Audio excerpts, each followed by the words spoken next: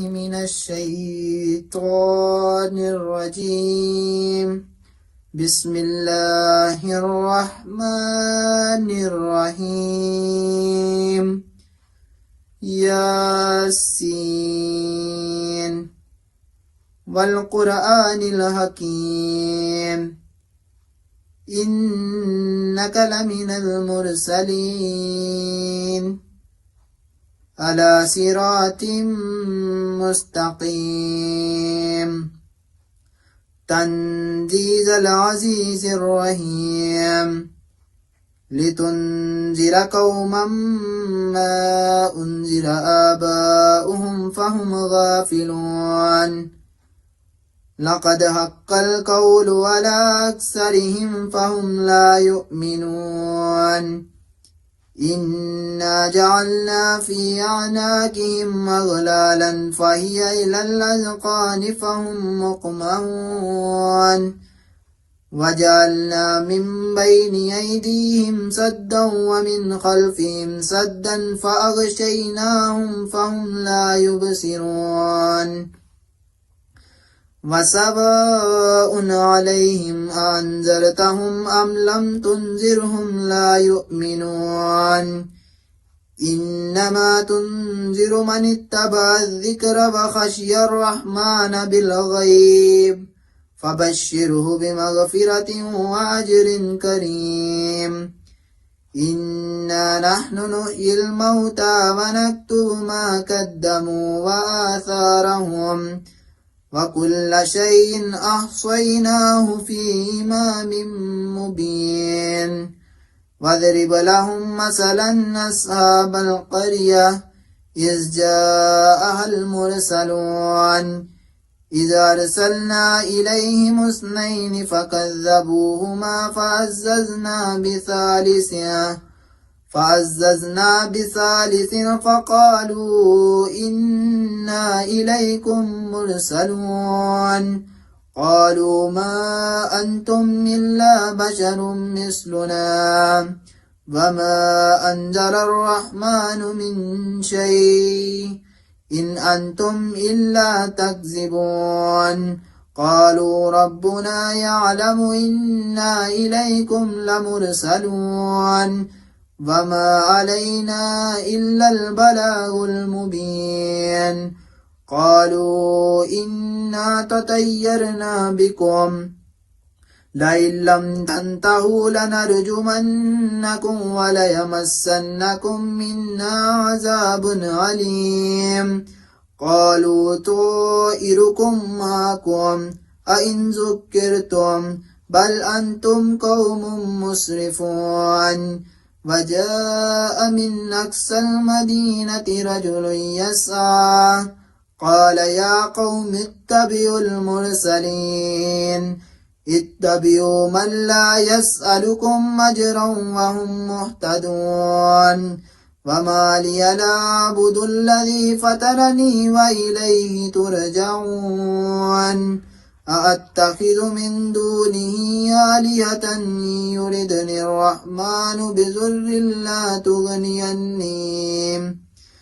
يردني الرحمن بضر لا تغنيني شفاعتهم شيئا ولا ينقذون إني إذا لفي ضلال مبين إني آمنت بربكم فاسمعون قيل ادخل الجنة قال يا ليت قومي يعلمون بما غفر لي ربي وجعلني من المكرمين وما أنزلنا على قومه من بعده من جند من السماء وما كنا منزلين إن كانت إلا صيحة واحدة فإذا هم خامدون يا حسرة على العباد ما يأتيهم من رسول إلا كانوا به يستهزئون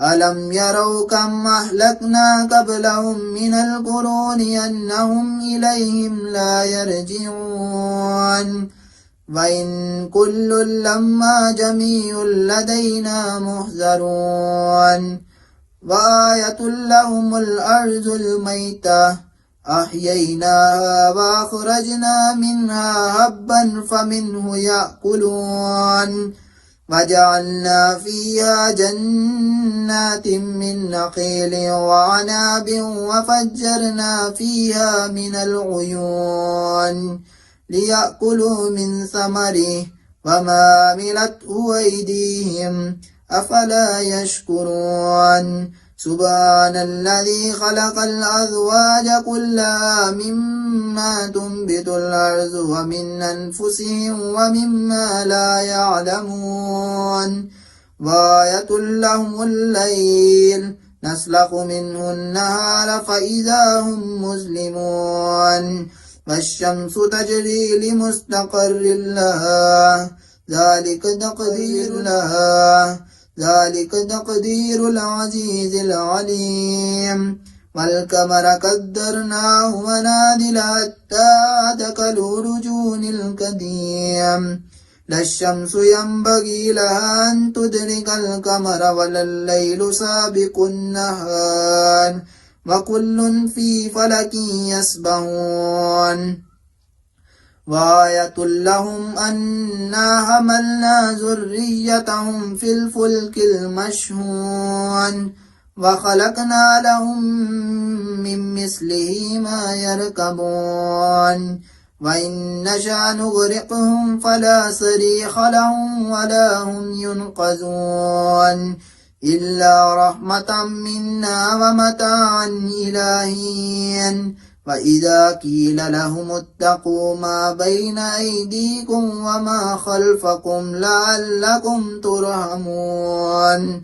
وما تأتيهم من آية من آيات ربهم إلا كانوا عنها معرضين وإذا قيل لهم أنفقوا مما رزقكم الله قال الذين كفروا للذين آمنوا ونطعم من لو يشاء الله أطعمه إن أنتم إلا في ضلال مبين ويقولون متى هذا الوعد إن كنتم صادقين ما ينظرون إلا صيحة واحدة تأخذهم وهم يخصمون فلا يستطيعون توصية ولا إلى أهلهم يرجعون ونفخ في الصور فإذا هم من الأجداث إلى ربهم ينسلون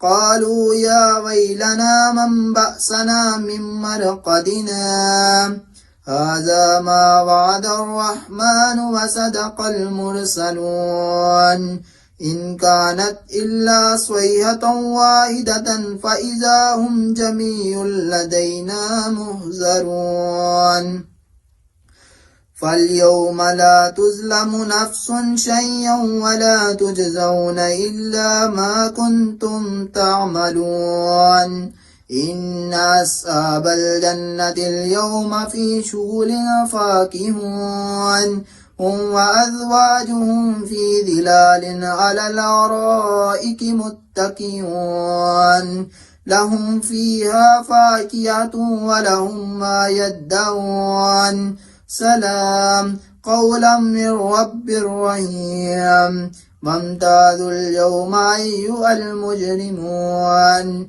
ألم أعهد إليكم يا بني آدم ألا تعبدوا الشيطان إنه لكم عدو مبين وأن اعبدوني هذا صراط مستقيم ولقد أضل منكم جبلا كثيرا أفلم تكونوا تعقلون هذه جهنم التي كنتم توعدون اصلوها اليوم بما كنتم تكفرون اليوم نختم على أفواههم وتكلمنا أيديهم وتشهد أرجلهم أيديهم وتشهد أرجلهم بما كانوا يكسبون ولو نشاء لتمسنا على أعينهم فاستبقوا الصراط فأنى يبصرون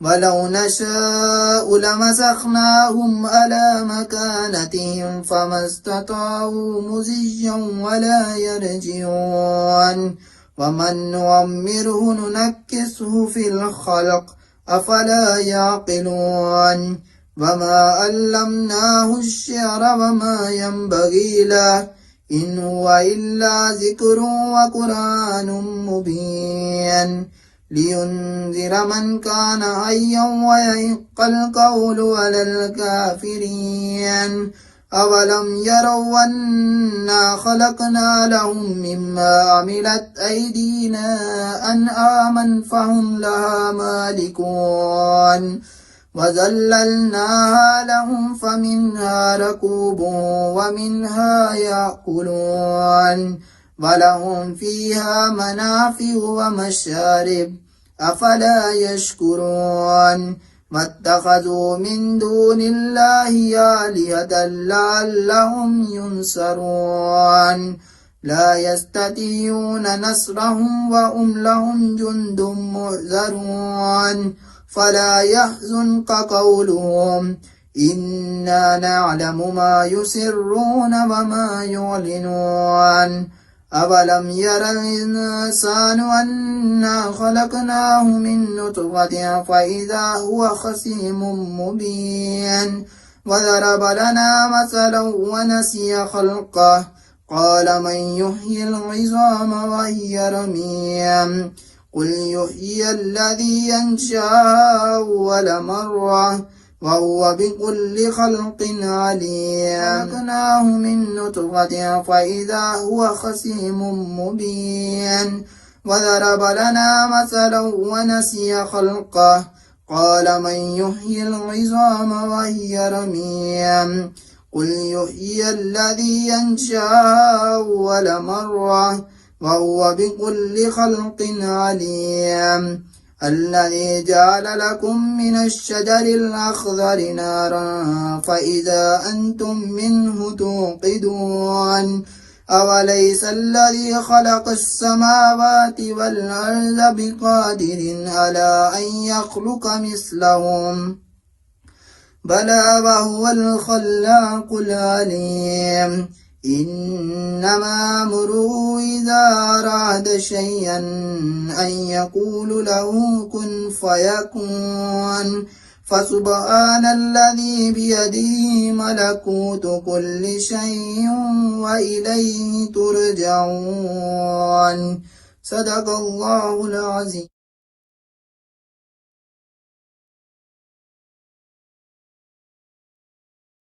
محمد وآل محمد. بسم الله الرحمن الرحيم. عن جابر بن عبد الله الأنصاري عن فاطمة الزهراء عليه السلام بنت رسول الله قال سمعت فاطمة أنها قالت دخل علي أبي رسول الله في بعض الأيام فقال السلام عليك يا فاطمة فقلت عليك السلام قال إني أجد في بدني زوفا فقلت له أعيذك بالله يا أبتاه من الزوف فقال يا فاطمة ائتيني بالكساء اليماني وغطيني به فأتيته بالكساء اليماني وغطيته به فصرت أنظر إليه وإذا وجهه يطلع له كأنه البدر في ليلة تمامه وكماله وما كانت الله ساوة وإذا بولدي الحسن قد أقبل وقال السلام عليك يا أمه فقلت وعليك السلام يا قرة عيني والسمرة فؤادي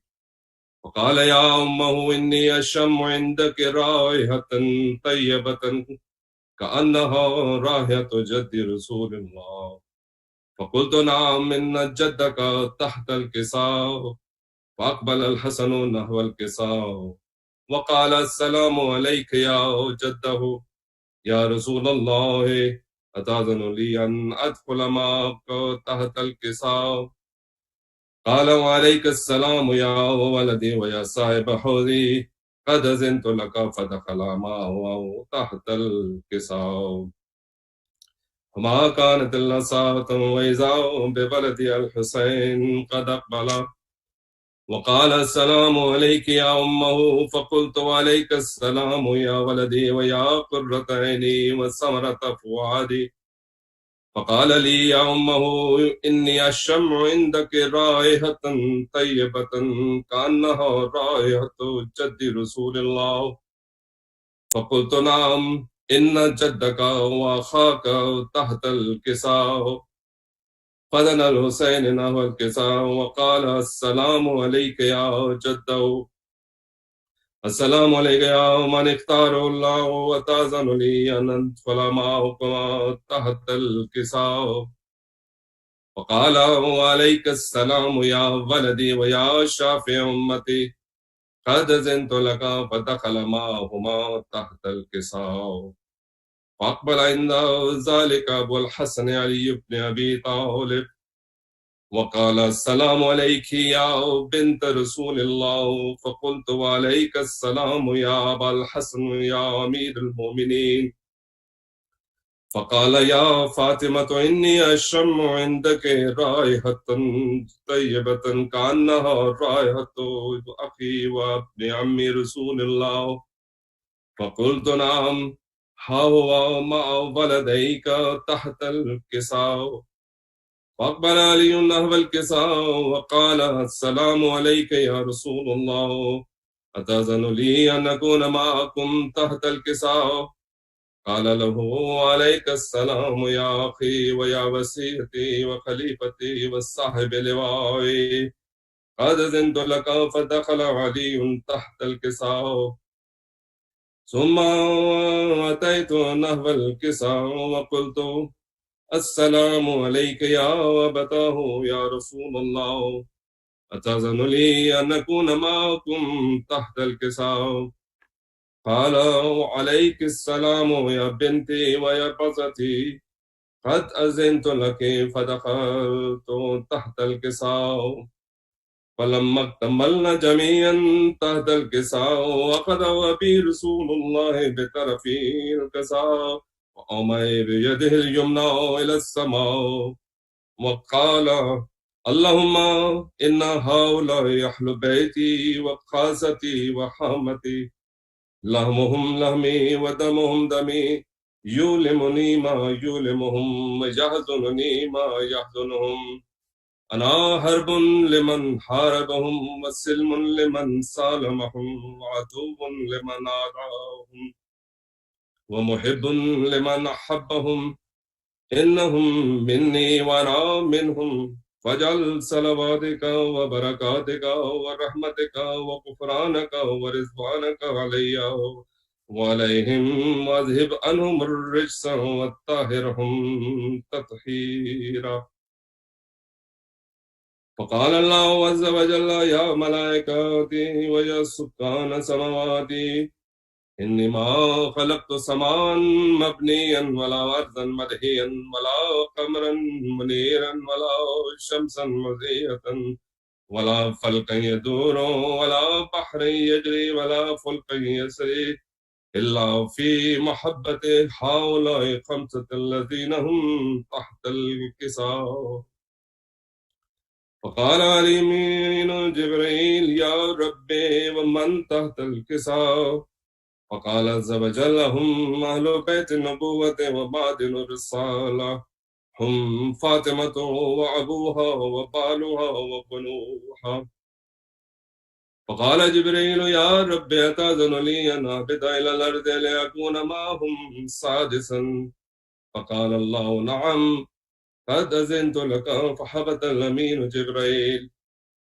فقال السلام عليك يا رسول الله العلي العالى يقرأك السلام ويخصك بالتحية والإكرام ويقول لك وعزتي وجلالي إني ما خلقت سماء مبنية وأرضا مدهية ولا قمرا منيرا ولا شمسا مضيئة ولا فلكا يدور ولا بحر يجري ولا فلكا يسري إلا لأجلكم ومحبتكم وقد أذن لي أن أدخل معكم فهل تأذن لي يا رسول الله؟ فقال رسول الله وعليك السلام يا أمين بهي الله إنه نعم قد أذنت لك. فدخل جبريل معنا تحت الكساء فقال لأبي أن الله قد أوحى إليكم يقول إنما يريد الله ليذهب عنكم الرجس أهل البيت ويطهركم تطهيرا. اللهم صل على محمد وآل محمد. وقال علي لأبي يا رسول الله أخبرني ما لجلوسنا هذا تحت الكساء من الفضل عند الله.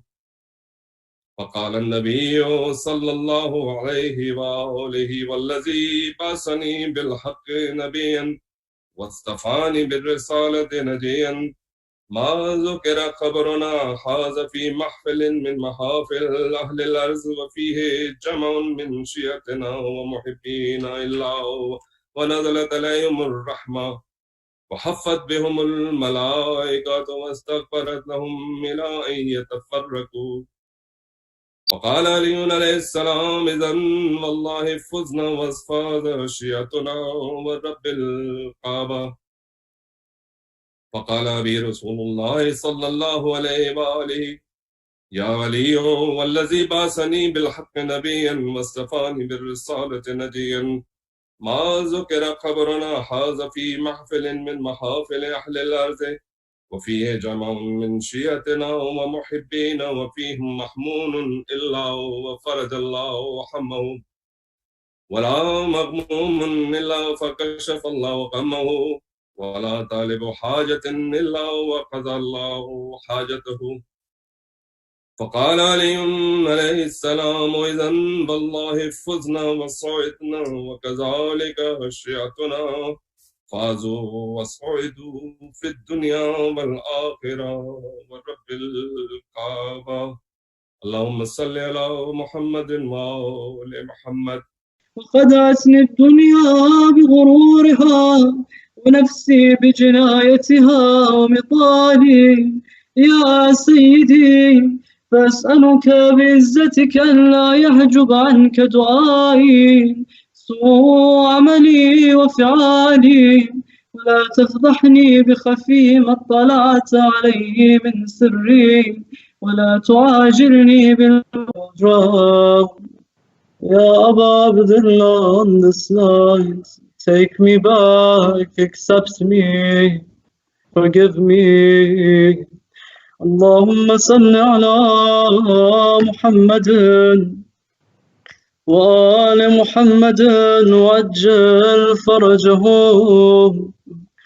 اللهم إني أسألك برحمتك التي وسعت كل شيء وبقوتك التي قهرت بها كل شيء وخضع لها كل شيء وذل لها كل شيء وبجبروتك التي غلبت بها كل شيء وبعزتك التي لا يقوم لها شيء وبعظمتك التي ملأت كل شيء وبسلطانك الذي على كل شيء وبوجهك الباقي بعد فناء كل شيء وبأسمائك التي ملأت أركان كل شيء وبعلمك الذي أحاط بكل شيء وبنور وجهك الذي أضاء له كل شيء. يا نور يا قدوس يا أول الأولين ويا آخر الآخرين. اللهم اغفر لي الذنوب التي تهتك العسام. اللهم اغفر لي الذنوب التي تنزل النقام. اللهم اغفر لي الذنوب التي تغير النعم. اللهم اغفر لي الذنوب التي تحبس الدعاء. اللهم اغفر لي الذنوب التي تنزل البلاء.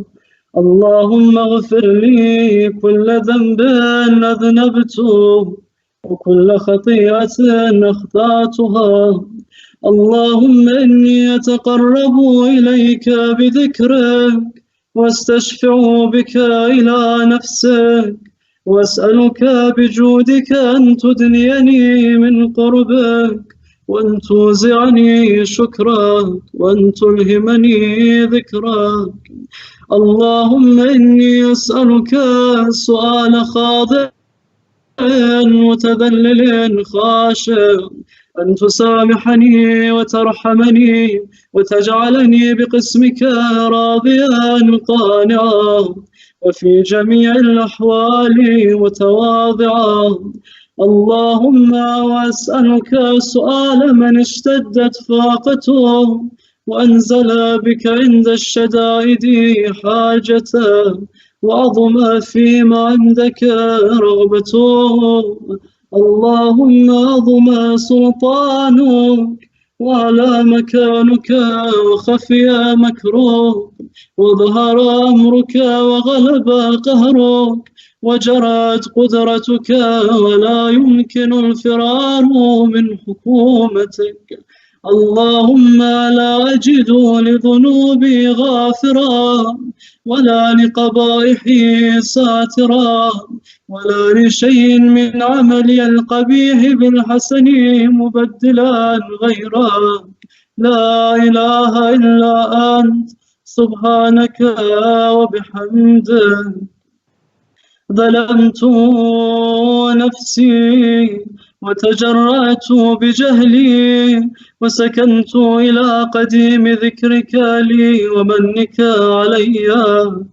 اللهم مولاي كم من قبيح سترته وكم من فادح من البلاء يقلته وكم من عثار وقيته وكم من مكروه دفعته وكم من ثناء جميل لست أهلا له نشرته. اللهم أعظم بلائي وأفرط بي سوء حالي وقصرت بي أعمالي وقعدت بي أغلالي وحبسني النفع بعد أملي وخدعتني الدنيا بغرورها ونفسي بجنايتها ومطالي. يا سيدي فأسألك بعزتك أن لا يحجب عنك دعائي سوء عملي وفعالي ولا تفضحني بخفي ما اطلعت عليه من سري ولا تعاجلني بالعقوبة على ما عملته في خلواتي من سوء فعلي وإساءتي ودوام تفريطي وجهالتي وكثرة شهواتي وغفلتي.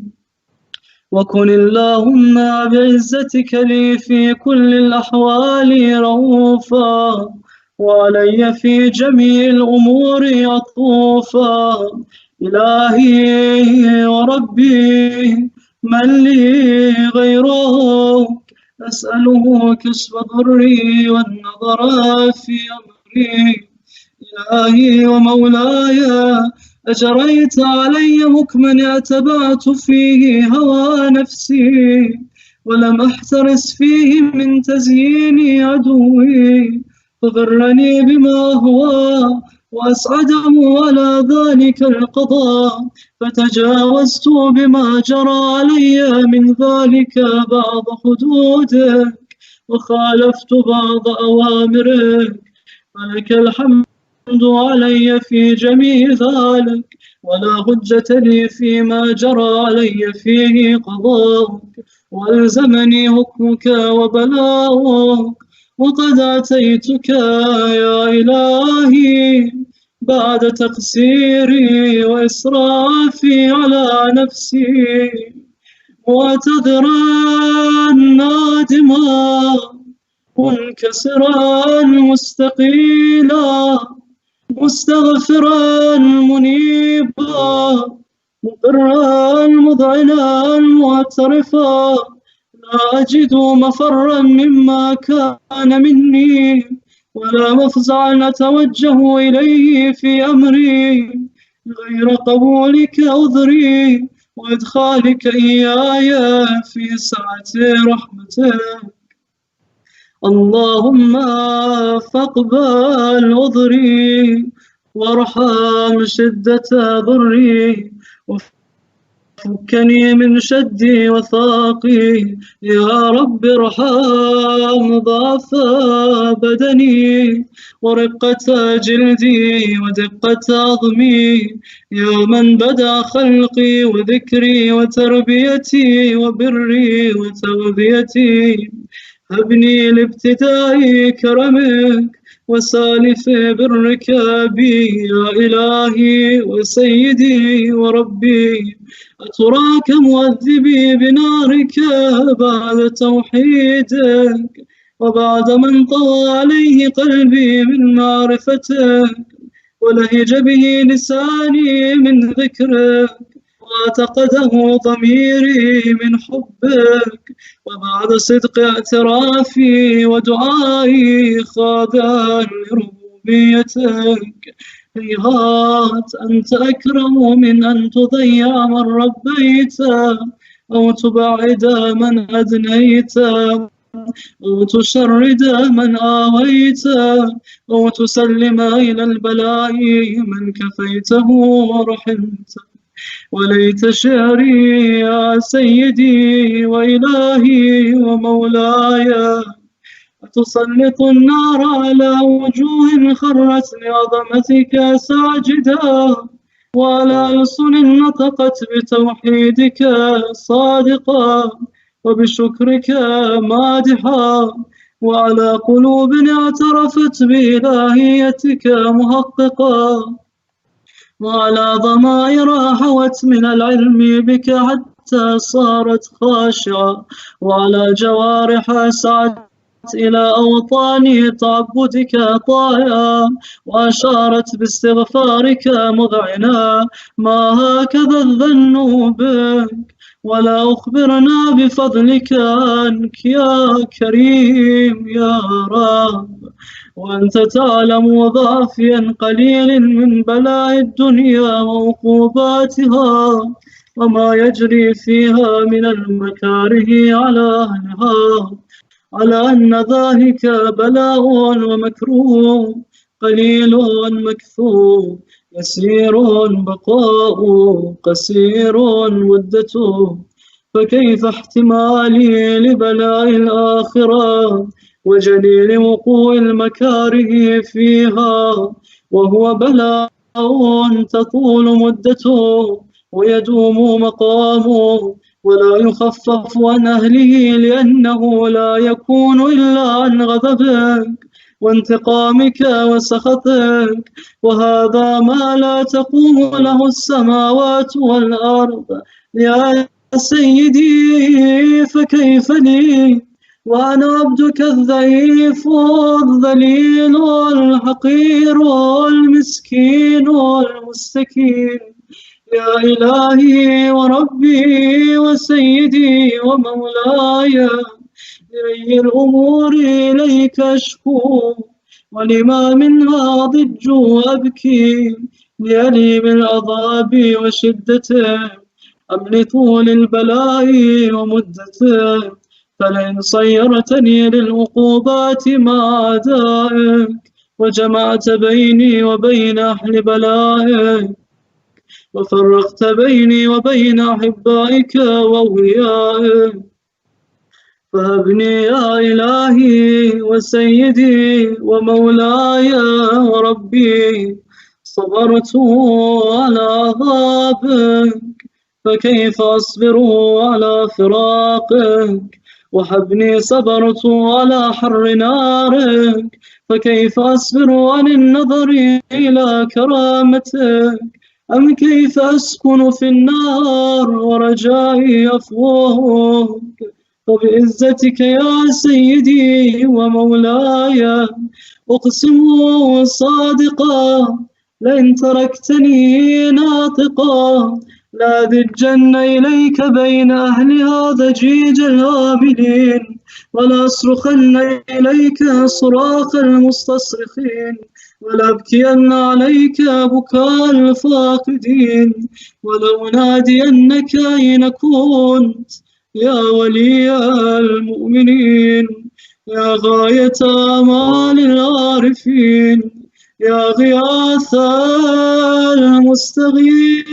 المستغيثين يا حبيب قلوب الصادقين ويا إله العالمين أفتراك سبحانك يا إلهي وبحمدك تسمع فيها صوت عبد مسلم سجن فيها بمخالفته وضاق طعم عذابها بمعصيته وحبس بين أطباقها بجرمه وجريرته وهو يضج إليك ضجيج مؤمل لرحمتك ويناديك بلسان أهل توحيدك ويتوسل إليك بربوبيتك يا مولاي فكيف يبقى في العذاب وهو يرجو ما سلف من حلمك أم كيف تعلمه النار وهو يعمل فضلك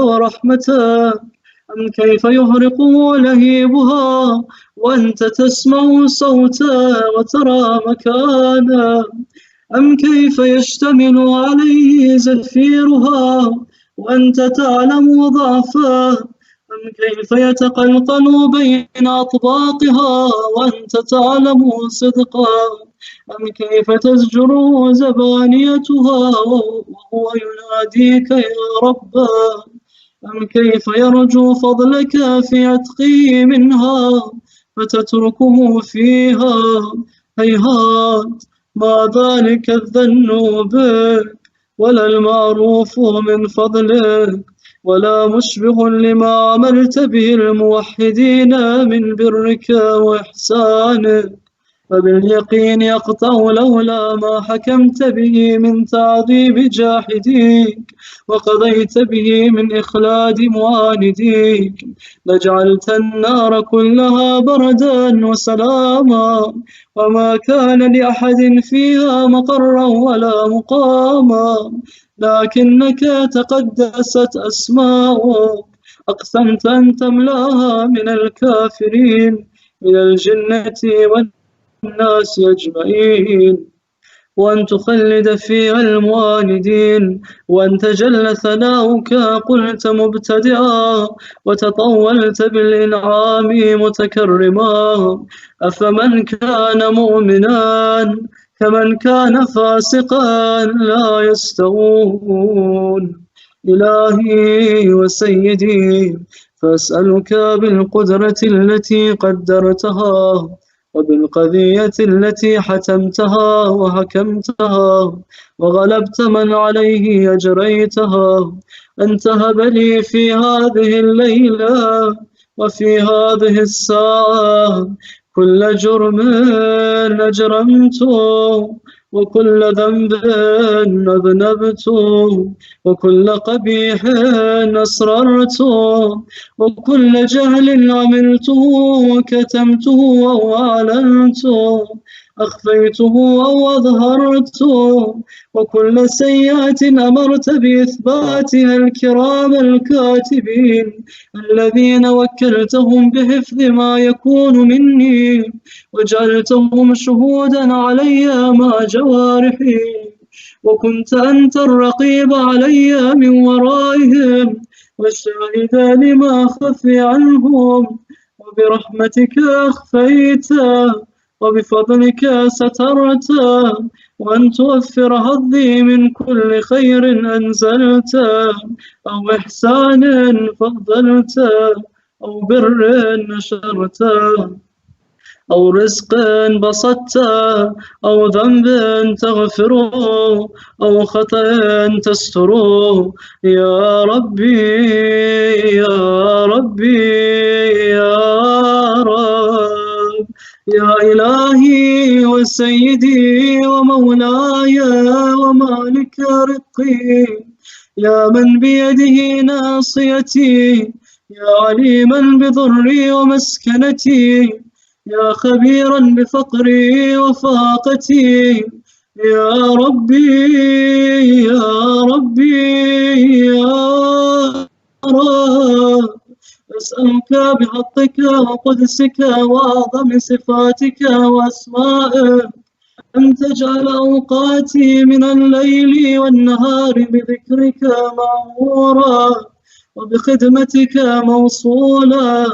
وأعمالي عندك مقبولا حتى تكون أعمالي وأورادي كلها وردا واحدا وحالي في خدمتك سرمدا يا سيدي يا من عليه مؤولي يا من إليه شكوت أحوالي يا ربي يا ربي يا رب قوي على خدمتك جوارحي واشدد على العزيمة جوانحي وهب لي الجد في خشيتك والدوام في الاتصال بخدمتك حتى أصرح إليك في ميادين السابقين وأصرع إليك في البارزين واشتاق إلى قربك في المشتاقين وأدنو منك دنو المخلصين وأخافك مخافة الموقنين واجتمع في جوارك مع المؤمنين اللهم ومن أرادني بسوء فارد ومن كادني فكد واجعلني من أحسن عبيدك نصيبا عندك وأقربهم منزلة منك وأخصهم زلفة لديك فإنه لا ينال ذلك إلا بفضلك وجد لي بجودك وأعطف علي بمجدك واحفظني برحمتك واجعل لساني بذكرك لهجا وقلبي بحبك متيما ومن علي بحسن إجابتك وأقلني يثرتي واغفر زلتي فإنك قضيت على عبادك بعبادتك وأمرتهم بدعائك وضمنت لهم الإجابة فإليك يا ربي نصبت وجهي وإليك يا ربي مددت يدي فبعزتك استجب لي دعائي وبلغني منايا ولا تقطع من فضلك رجائي واكفني شر الجن والإنس من أعدائي يا سريع الرضا اغفر لمن لا يملك إلا الدعاء فإنك فعال لما تشاء يا من اسمه دواء وذكره شفاء وطاعته غنى ارحم من رأس ماله الرجاء وسلاحه البكاء يا سابغ النعم يا دافع النقم يا نور المستوحشين في الظلام يا عالما لا يعلم صل على محمد وآل محمد وافعل بما أنت أحلوه وصلى الله على رسوله والأئمة الميامين من آله وسلم تسليما كثيرا. All of those who have asked us iltimas ad-dua, all of those who are struggling, all of those who are sick, but most importantly for the faraj of our Savior, our Mawla, Imam Sahib al-Zaman. Let's recite this ayah 5 times and then iltimas ad-dua. بسم الله الرحمن الرحيم أما يجيب المضطر إذا دعاه ويكشف السوء أما يجيب المضطر إذا دعاه ويكشف السوء أما يجيب المضطر إذا دعاه ويكشف السوء أما يجيب المضطر إذا دعاه ويكشف السوء يسخ يا الله. A most important dua on the night of Friday is the hastening of the reappearance of our Master Imam Sahib al-Zaman. We ask you make us the means for the hastening of his reappearance, the destruction of the oppressors and the enemies of Islam. Make us the means for the aid and the relief for the oppressed, for all the Shia of Amir al-Mu'mineen that are suffering, all those who are sick, all those who have been separated from their families. We ask you, Ya Allah, make us the means for goodness and justice to spread in the world and the defeat of oppression and injustice. وأجل اللهم في fridge مولانا صاحب الزمان ويا المرحومين and the shuhada. Recite one surah al-Fatiha followed by 3 ikhlas. أعوذ بالله من الشيطان الرجيم. بسم الله الرحمن الرحيم. الحمد لله الذي لا يبلغ مدحته القائلون ولا يحصي نعماءه العادون ولا يؤدي حقه المجتحدون، الذي لا يدركه بعد الحمم ولا يناله غوص الفطن، ثم الصلاة والسلام على أشرف الأنبياء والمرسلين، حبيب قلوبنا وطبيب نفوسنا وشفيع ذنوبنا، سيدنا ومولانا أبي القاسم محمد.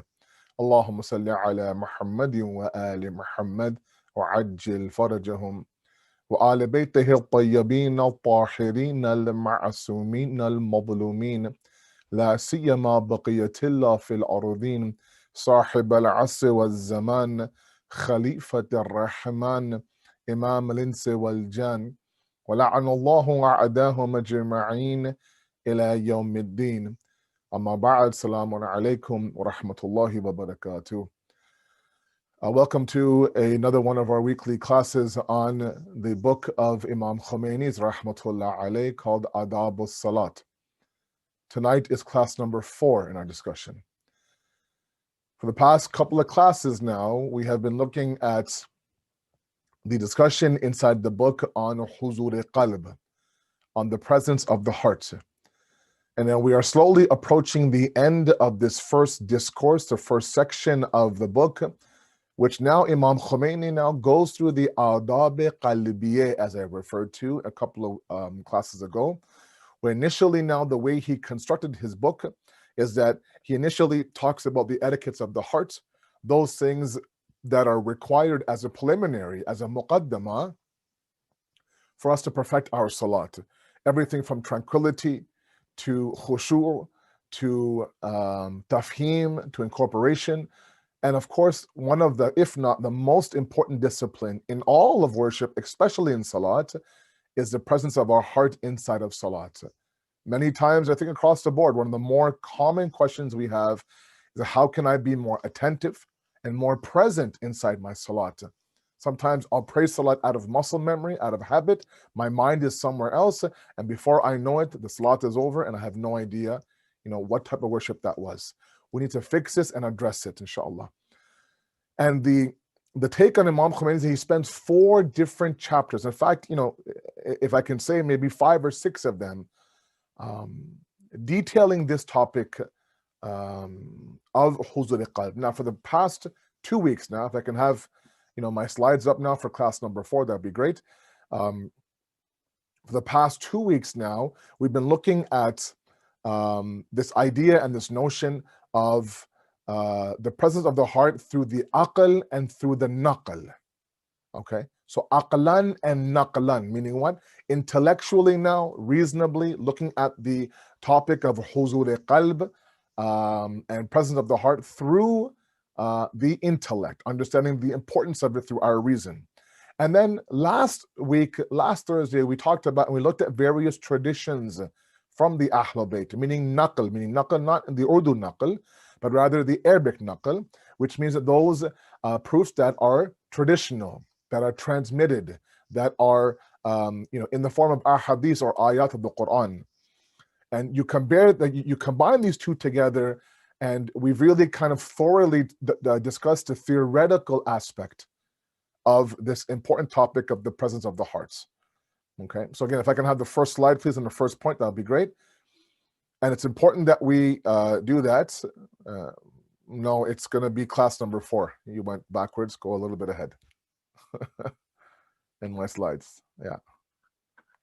There you go. Thank you very much. So acquiring the presence of the heart. And again, as I mentioned, the PDF has one print and the online version has another print. Those of you who are following with me on the PDF, it's chapter number 14. The online is chapter number 10. And as I mentioned there in front, the presence of the heart has now been discussed and is known to us now thoroughly, aqlan wa naqlan. Okay, intellectually and through various ahadiths.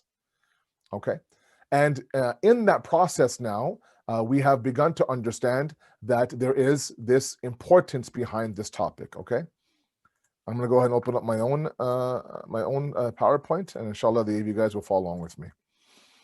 Okay, and so this knowledge has been given to us as a second point in my slide. The knowledge now has been given to us in terms of its complete form. He's exhausted now these past 2 chapters on simply the theoretical aspect of this huzur-e-qalb. But the reality is, as many of us know, that knowledge simply isn't enough. Knowing is half of it.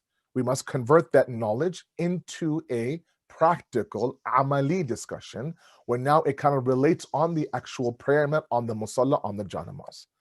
Okay, and this is now where, from this chapter until the end of this initial adab-e-qalbiyya chapters, he looks at some of the more practical steps and really opens up this discussion on the presence of the heart through the practical lens. Now, I must say one thing to all of you. I know that some of us sometimes are looking for a quick fix, the overnight pill, right? Give me an injection and voila, all of a sudden now my heart is present in all of my salat. And that simply is not the case. I have now repeated this several times that this is a process and it requires a lifelong commitment. But he does break this down very beautifully tonight, if I get my time into a 2-step process, which will happen in the next the next slide. But right now, initially now he talks about the idea that you have to now begin to do some contemplation. Okay, we have to stop and think about these things. We have to ponder a moment, and look at this situation with what's called jiddiyat in Farsi, as he writes, or seriousness and urgency. Talks about the currency of the youth, to cash in on that currency. That if you are a young person right now trying to establish your salat, this is the time now where you have you have the energy, you have the will, you have less distractions around you, right? Your concrete hasn't quite dried yet, as I often say.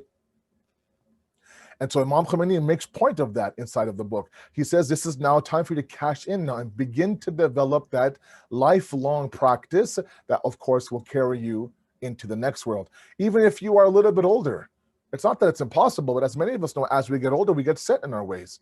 That islah, that reform, that revolution, that change becomes a little bit more difficult.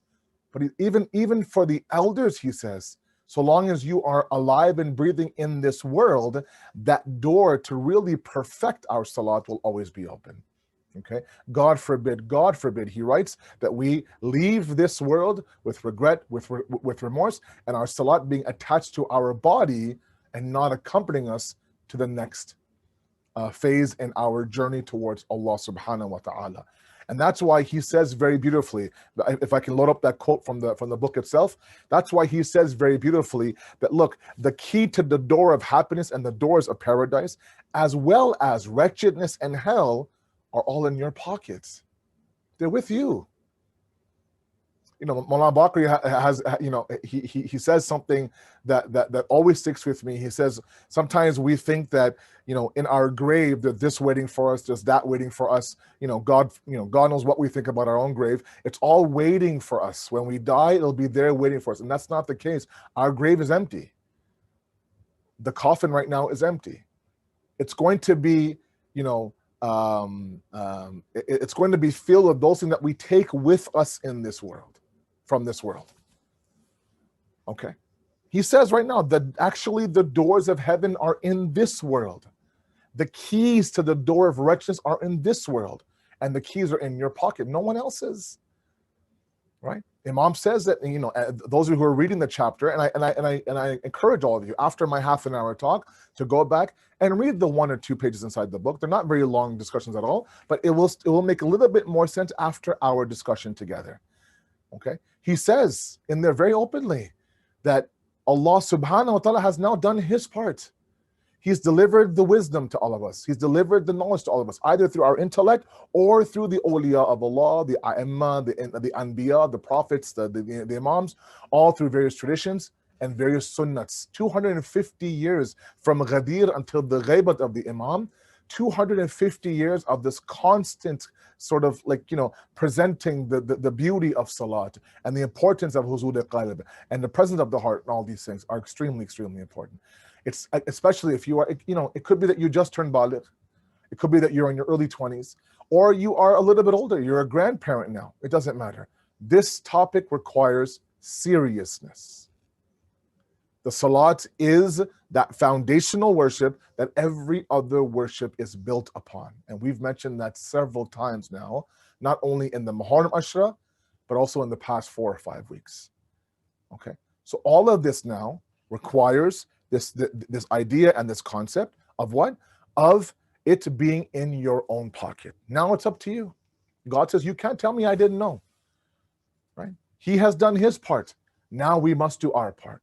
Don't wait for later on in my life or later on in your life now to perfect that salat. I you know, especially my young guys out there, I ask you, you know, if I had access to these types of texts when I was your age, in the teenage years, early 20s, let's say mid 20s, then I would be, you know, I'd be very grateful. But back then, I mean, this stuff wasn't around. And now it's important that we, you know, and he says the currency of the youth, a very beautiful poetic way of describing the value of a young person, right? It's important for us to continue to understand that concept as well. The next point is that this cannot be just an academic process, right? It's not just showing up on Thursday nights, half an hour of listening to this voice, you know, and taking some notes and then putting those notes away until next Thursday. No. The moment that we learn something, the very next salat that you pray, inshallah, let's say Fajr tomorrow morning, we must begin to incorporate these things into our salat. Remember the one hadith that I chose to share with all of you last week, where Imam Sadiq alayhi salatu wasalam says that it could be that maybe 1/10 of your salat is accepted, or 1/2 of it, or all of it, inshallah.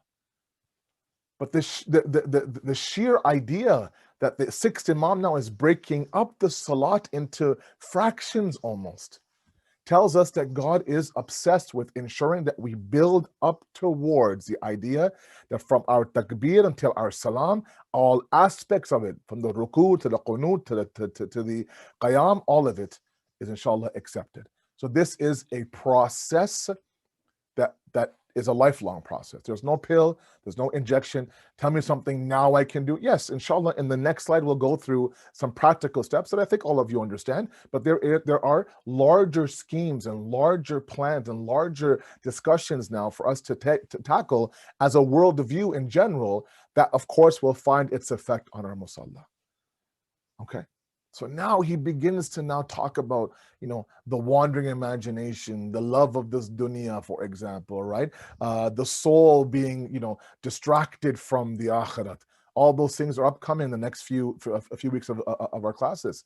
But in this chapter called Acquiring the Presence of the Heart, it is important that, you know, we understand first the importance of the past 2 discussions. Okay. Next slide, please.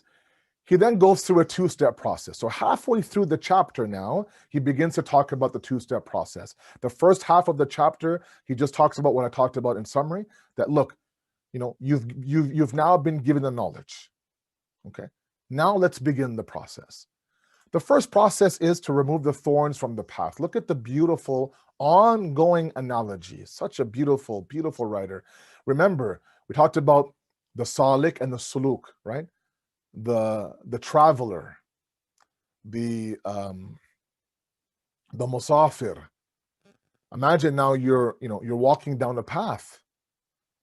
Today was a beautiful day in Toronto, at least, and perhaps some people went for a walk. You're going down a road and you see upcoming, there's a patch inside the pathway that's filled with thorns. Thorns. You're bound to get hurt if you walk on them. What do? You walk around them. Okay?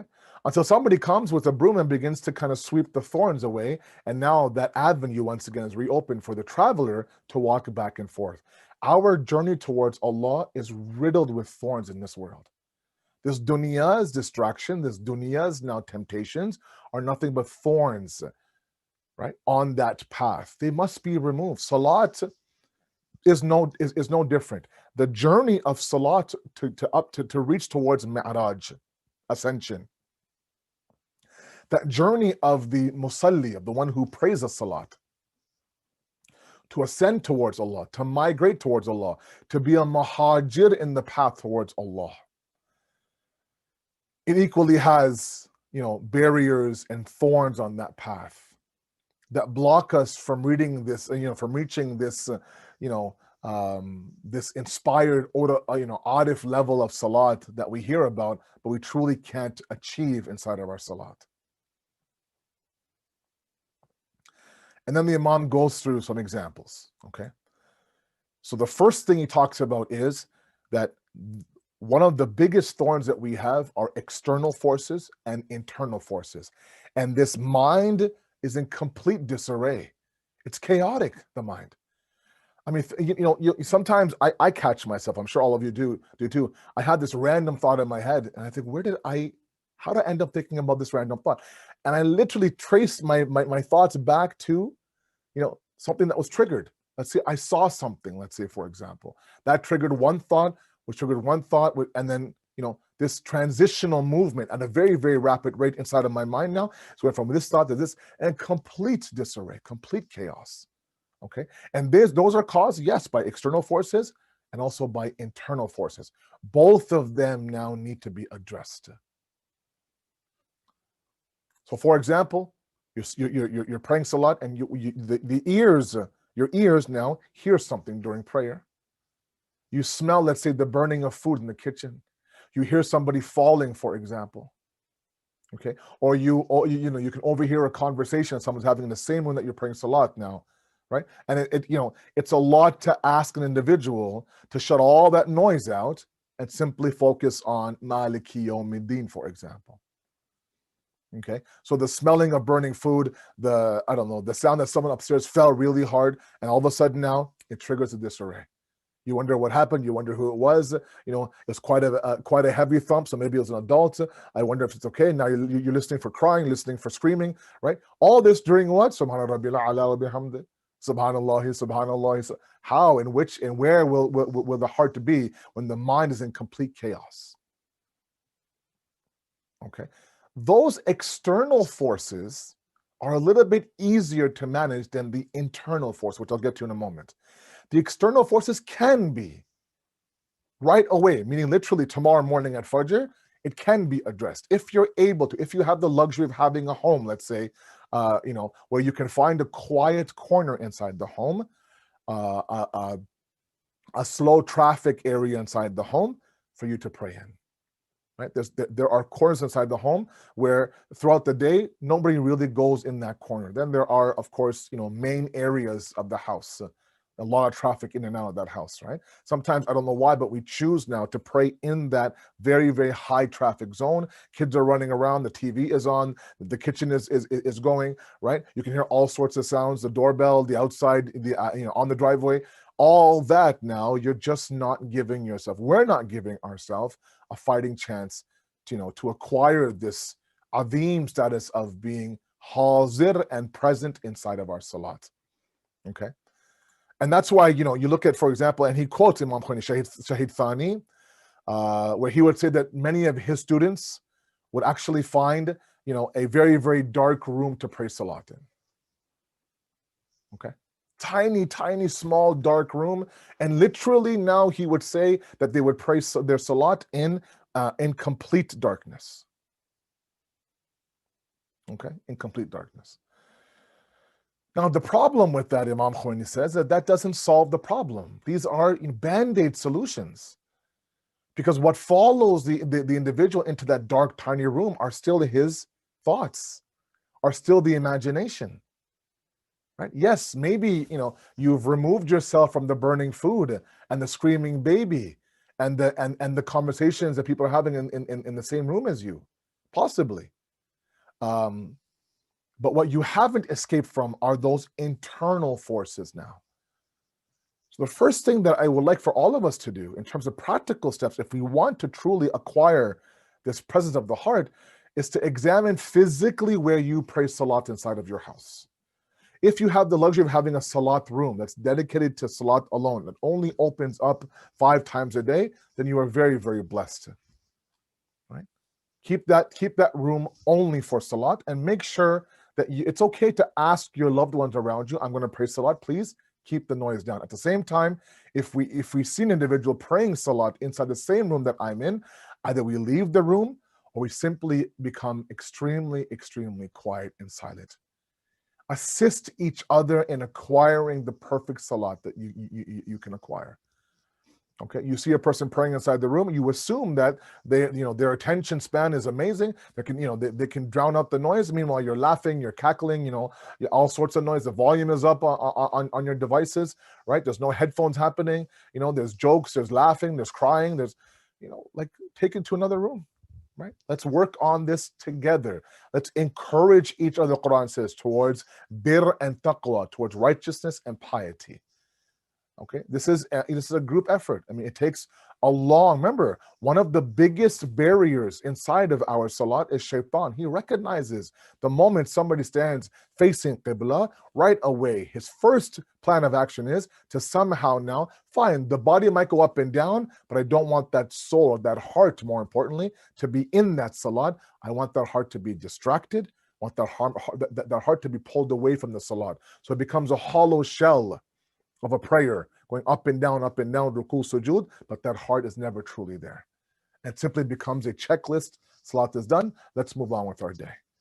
Okay. So while this might help to be in a dark, tiny room, it's not the ultimate solution.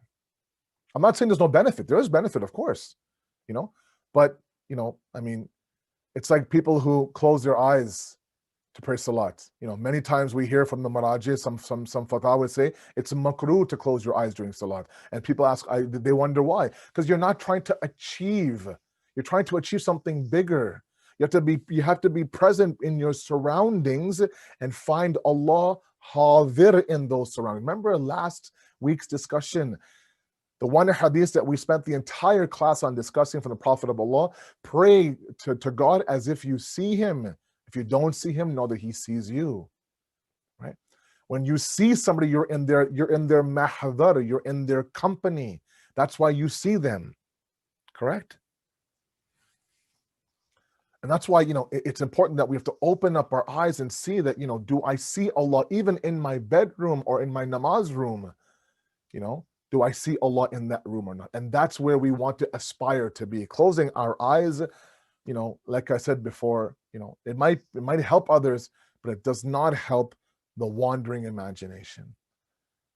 And then he goes on to talk about the escaping nature of the bird of imagination, which now he begins to tackle by itself. These are the 2 main thorns on our side, is the wandering imagination and the love of this world. And he dedicates the next 2 chapters, which we'll discuss inshallah in the next subsequent Thursday nights, on these 2 major thorns in our side. One, of course, is the escaping nature of the bird of imagination. So that individual who finds the darkest corners inside the house, the quietest corners, yes, it will help. But ultimately, what he isn't escaping from, or she isn't escaping from, is the bird of imagination. That escaping restlessness nature of our thoughts. And I mentioned this in my Mahar Majlis, that it goes from branch to branch to branch. Literally, our thoughts go from branch to branch to branch. So sometimes completely unrelated, not even connected branches, but just looking to escape its current state, never truly settling into anything, going from here. You've seen a bird, right? The bird is never quite still. It's moving, the slightest little bit of movement now, and the bird is gone, right?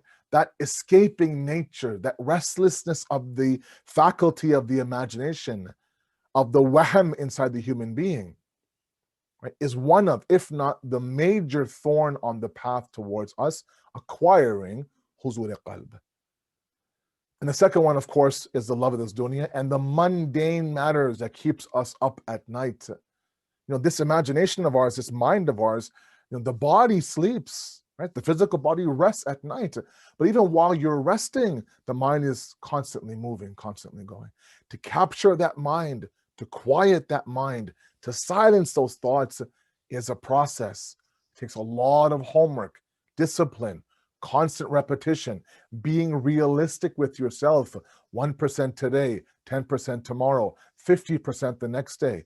But this overnight pill, this injection, is not going to cut it. We don't have that type of process in the deen. The deen is monotonous. The deen is meticulous. The deen is very, very slow climbing. But the promise of Allah is الَّذِينَ جَاهَدُوا فِينَا لَنَهْدِيَنَّهُمْ سُبُلَنَا. You struggle in my path, you struggle not to capture your imagination, and the paths open up for you. I was talking to a brother of mine, and he talked about the fact that one thing that helps him, for example, is that literally, lowering the heart rate, physically lowering the heart rate. Sometimes we are, we just went through a very vigorous activity. I don't know, we were cleaning, let's say, for example, working out, for example, vacuuming, for example, doing something at home, and we're inhaling, we're exhaling, we're breathing heavy, our heart is racing, and then in that, Allahu Akbar. No, wait a second now. Even if it means that 5 minutes into fadilat, take a moment now, do your wudu, sit on the musalla, and slow your breath down. Calm your heartbeat down to a resting heart rate. Okay, inhale, exhale deeply. These might sound like they're everyday small things, but they truly, really help in this process. Okay, when the heart is still, that's a reflection of the internal universe also being at one, being completely static and calm. And then you begin your journey towards Allah subhanahu wa ta'ala. You're still not recovered from whatever activity you did that caused the heart rate to go up, right? And in that, you want to, Subhana Rabbil A'la wa bihamdih. It's not going to work. We have to be realistic. Okay? And one point that I want to make here that he does make, I know I have about 5 minutes left, is this idea and this fact that, be real with yourself. If the past 2 discussions haven't triggered some thought or some reflection inside of you, then maybe go all the way back to even asking yourself, why do you even pray salat? What's the purpose of salat? And that's okay. That's all right. Not everyone is at a different level. If this discussion isn't calling out to you, Imam Thani says himself, if this discussion isn't triggering thoughts of change inside of you, if you're in one ear, out the other, if you're yawning, if you're like, yeah, is it 8:30 yet? Then maybe we need to go all the way back to why is salat wajib to begin with? And then begin from there. Don't move forward in doing these things if you're not convinced that this is a discussion that will affect you. Not at all. Then the last one, of course, is the love of this dunya and the mundane matters. The second process in the 2-step process is that after you remove the thorns from the path, then of course you'll find that your heart is ever so slowly present inside the worship. You can hear yourself, and the heart can hear the tongue talking about the dhikr of Allah. Remember the concept of tafheem very carefully. When the physical tongue now begins to repeat, the tongue of the heart begins to awaken slowly and emerge, right? And eventually what we want is the tongue of the heart to overpower the tongue of the body, such that nothing comes out of our mouth until the tongue of the heart signs of its approval. That only happens when the thorns are removed from the path. Okay? Once those thorns are removed from the heart, you will find that you will be present in your worship. The worship will change. The salat will be different. Okay? Provided that we do end up now, like I said before, taking this seriously and looking at this through the lens of utter importance. Inshallah, in the following 2 Thursdays, we will examine both of these two main thorns, being the wandering imagination. And I know I had a majlis, with it about it in the Muharram, but I want to repeat that it's one of the prime concerns of a lot of our brothers and sisters. And the second thing is the love of this dunya as well. Imam Khomeini now he dedicates chapter 16 and 17 on the love of the dunya, and this completes this adab qalbiya, and then he begins to talk about taharat, and now begins halfway through the book to actually touch on the etiquettes of prayer itself. We ask you, Allah subhanahu wa ta'ala, to accept our qaleel efforts on Thursday night, to perfect our salat, to begin this ascension towards you, Allah. Help us in this process. We all want to be, perfect worshippers of yours. We ask you, Allah, to inject us with tawfiq. Give us that furqan, that criteria to know where I'm going wrong and what I'm doing right. We ask you, Allah, tonight, Shab al-Jummah, to elevate the hayat al-barzakhi and the path of the barzakh of our marhumin, inshallah. We ask you, Allah subhanahu wa ta'ala, there's so much bloodshed, tyranny, oppression in the world, from Yemen to Bahrain, from Kashmir to China, from Nigeria to Syria to Africa to Afghanistan to Iraq, to everywhere. We ask you, Allah, please, to weaken the hands of the enemies of the oppressor, to strengthen the mustaza'afin of the world. And finally, Allah, Shab al-Jummah, the one dua we have is make us worthy of the zuhur of our Imam, inshallah. Thank you very much. Wassalamu alaikum wa rahmatullahi wa barakatuh. अस्सलाम वालेकुम मोमिनीन। हमारा Thursday programme जो है हर week 7:30 शुरू होता है। आप लोगों से दरख्वास्त है कि प्लीज़ 7:30 से प्रोग्राम सुनना शुरू कीजिए, और इंशाल्लाह दोनों प्रोग्राम में हमारी 2 स्पीचेस होती हैं, इंग्लिश भी और उर्दू भी, तो आप जो सुनना चाहें वो भी सुन सकते हैं। और इसके थर्सडे प्रोग्राम हम लोग करते हैं इसलिए भी कि आपके साले सवा की मजलिस के लिए, मरहूमिन के लिए, और इसमें आप अपने मरहूमिन को भी स्पॉन्सर कर सकते हैं उनके लिए, और उनके साले सवाब के लिए मजलिस कर सकते हैं। अगर आप करना चाहें तो आप कमेटी के किसी भी फ़र्द से आप कांटेक्ट कर सकते हैं या मुझे कॉल कर सकते हैं। मोमिनीन, आपकी डोनेशन से ही ये सेंटर चलता है, ये प्रोग्राम कामयाब होते हैं। आपकी हेल्प की ज़रूरत है इस काउंसिल ऑफ इस्लामिक गाइडेंस को। और दूसरी बात ये कि अगर आपने अभी तक अपनी 2020 की मेंबरशिप नहीं पे की है तो प्लीज़ उसको भी पे कर दीजिए, और अगर 2020 की मेंबरशिप 2021 की मेंबरशिप पे करना चाहें तो वो भी कर सकते हैं, ताकि आपको रसीद जो है इसी साल मिल जाए और आप टैक्स का बेनिफिट उठा सकें। और दूसरा कि अगर आपको कोई डोनेशन देना है या कोई और कोई सदका खैरात निकालनी है, होम्स वगैरह निकालना है, तो ये साल का एंड है और इसमें आप निकाल दीजिए ताकि आपको 2020 में टैक्स रसीद मिल जाए, आप उसका फ़ायदा उठा सकें। बहुत शुक्रिया। खुदा हाफिज़। Stay healthy, stay safe.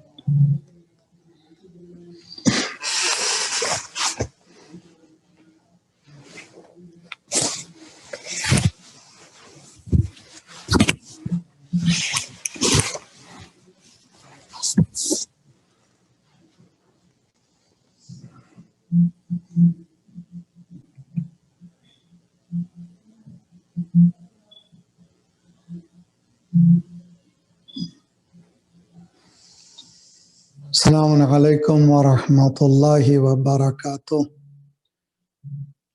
Ufawwidu amri ila Allah. Inna Allaha basirun bil ibad.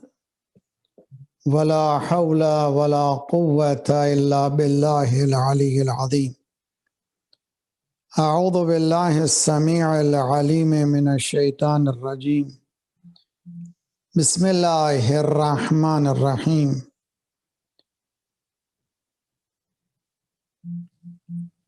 الحمد للہ الذی لم یشہد احدا حین فطر السماوات والارض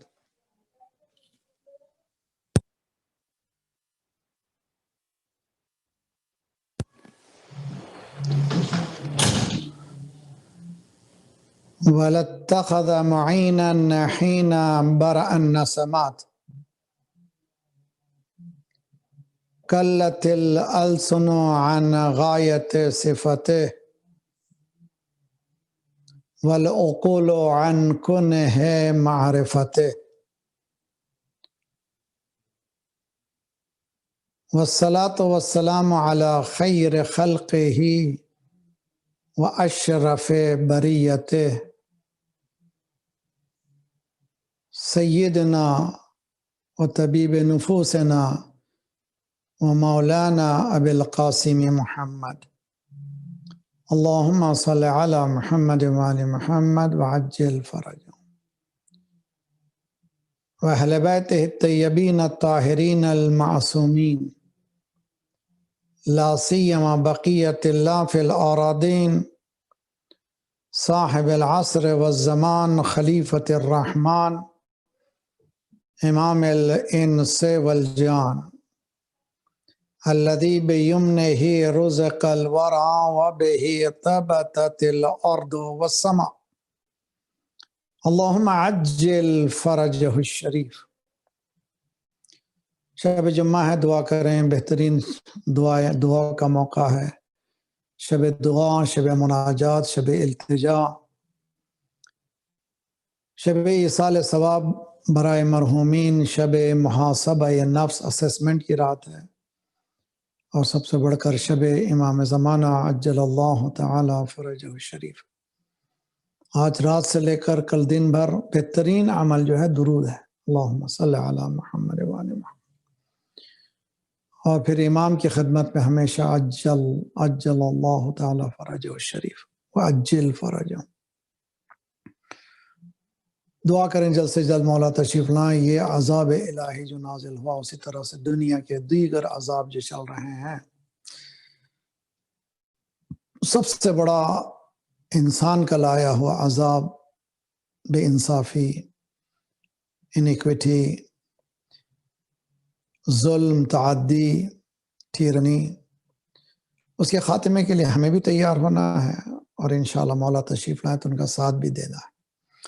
بسم اللہ الرحمن الرحیم۔ اللہم کل ولیک الحجت ابن الحسن صلواتک علیہ وعلی آبائے فی هذه الساعة وفی کل ساعة ولی وحافظ وقائد وناصر ودلیل وعین حتی تسکنہ ارضک طوعا وتمتعہ فیہا طویلا۔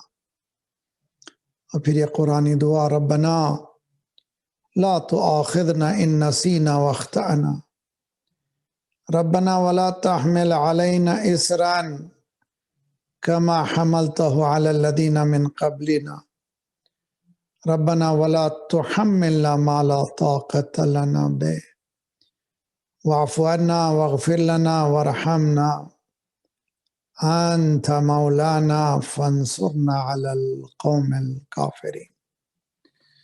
أما بعد فقد قال الله وهو أصدق القائلين وقوله الحق۔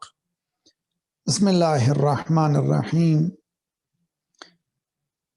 إنما المؤمنون الذين إذا ذكر الله وجلت قلوبهم وإذا تليت عليهم آياته زادتهم إيمانا وعلى ربهم يتوكلون الذين يقيمون الصلاة ومما رزقناهم ينفقون۔ قرآنی مومن کے عنوان سے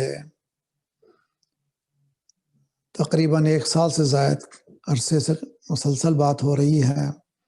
پہلے ہم نے سورہ مومنون کی چند آیتیں جو ابتدا میں مومنین کے صفات بیان کی ہیں، اس سے متعلق گفتگو کی۔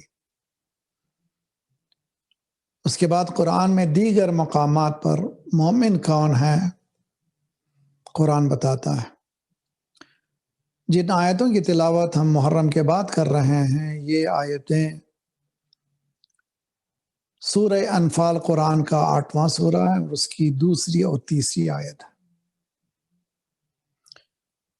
انما المؤمنون الذین اذا ذکر اللہ، مومن بس یہی ہے، بس اس کے علاوہ کوئی نہیں۔ انما کے معنی بس، اس کے علاوہ کوئی نہیں۔ ہم تو خصوصاً مومنین تو جانتے ہیں انما یرید اللہ، بس اس کے سوا کوئی نہیں۔ اہل بیت یہ کنفائن ہے، اسی طرح مومنین یہ کنفائن ہے۔ کون ہے؟ الذین، یہ وہ لوگ ہیں جب بھی اللہ کا ذکر آتا ہے وجلت قلوبہم، ان کے دل دھڑکنے لگتے ہیں،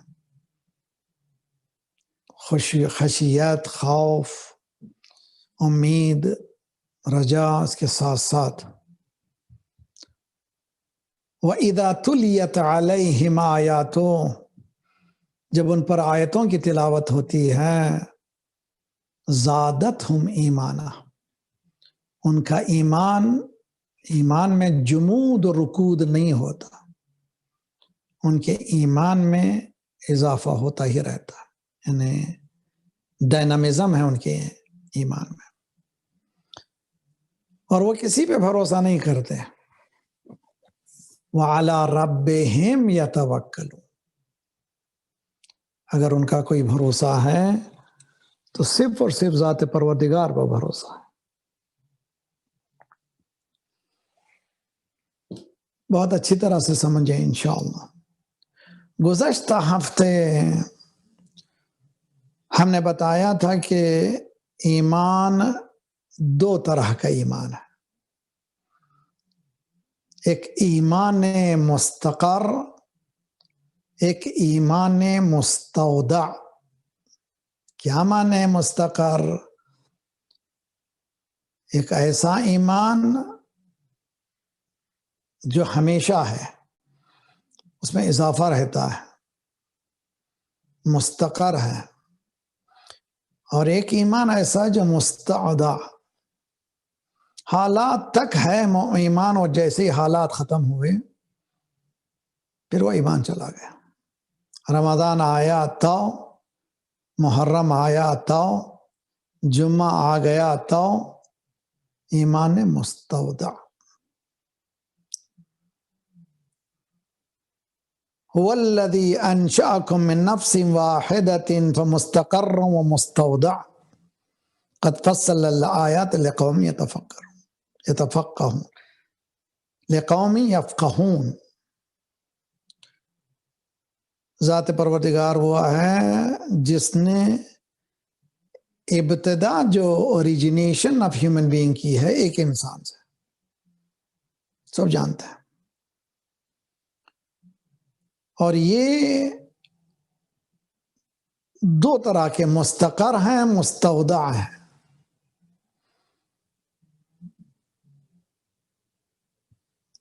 یہ نفس انسان کیفیت اس کی مثلا شکم مادر میں فیٹس بدل رہا ہے، بڑھ رہا ہے، جہاں بڑھ رہا ہے وہاں پر مستقر بھی ہے، فی قرار مکین۔ میں تو کہا کرتا ہوں جنت جنین سے ہے، ماں کے شکم کو بھی جنین کہتے ہیں، آج بھی جو گاڑی اردو بولتے ہیں استعمال کرتے ہیں، ثقافتی اردو۔ جنین یعنی جہاں قرار ہے، یا ماں کے شکم میں قرار ہے یا جنت میں قرار ہے۔ کتنی خوبصورت چیز ہے، وہ استقرار و قرار ہے۔ جہاں قرار ہے وہاں ایوولوشن بھی ہے، اور ایک کیفیت یہ ہے کہ ایک دن ماں کے شکم سے باہر آنا ہے، مستودع بھی ہے۔ انسان مومن کا ایمان مستقر ہوتا ہے، مستودع نہیں ہوتا، ودا نہیں ہوتا، اس سے نکلتا نہیں ہے۔ گزشتہ ہفتے ہم نے بہت بحث کی ہے۔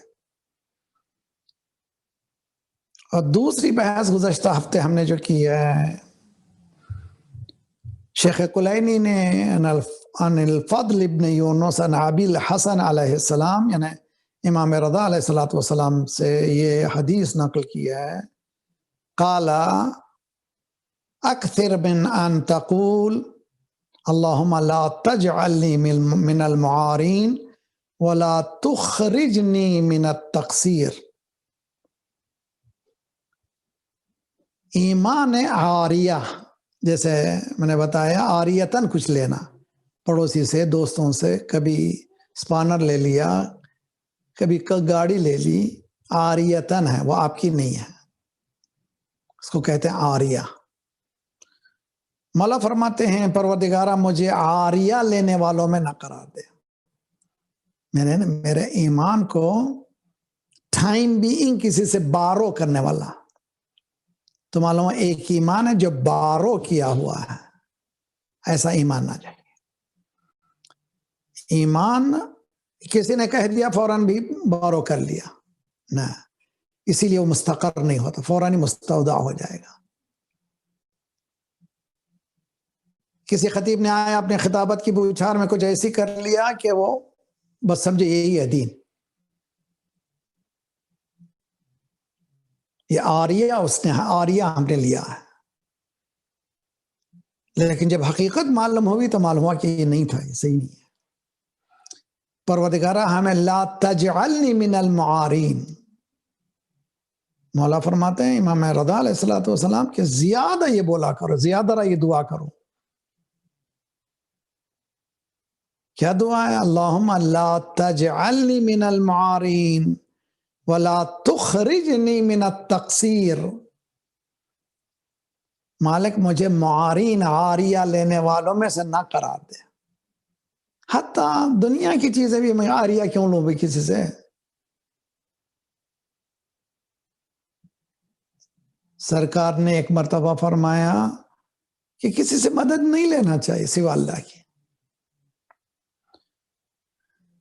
جب اس حدیث کو انشاء فرمایا تو کہتے ہیں کہ دسترخوان پر بیٹھے ہوئے اصحاب رسول جو چیز اس گوشے سے منگوانی ہوتی تھی خود جاتے تھے لاتے تھے، کبھی یہ نہیں کہتے ذرا سا، جیسے ہم لوگ کہتے ہیں ذرا سا ہاتھ بڑھاتے دے دیجیے ادھر۔ ایک گھوڑے میں بیٹھا ہوا اور ایک پہلو میں اس کا دوست کھڑا ہوا ہے، ہاتھ میں چابک ہوتا ہے، ہاتھ سے نکل گیا،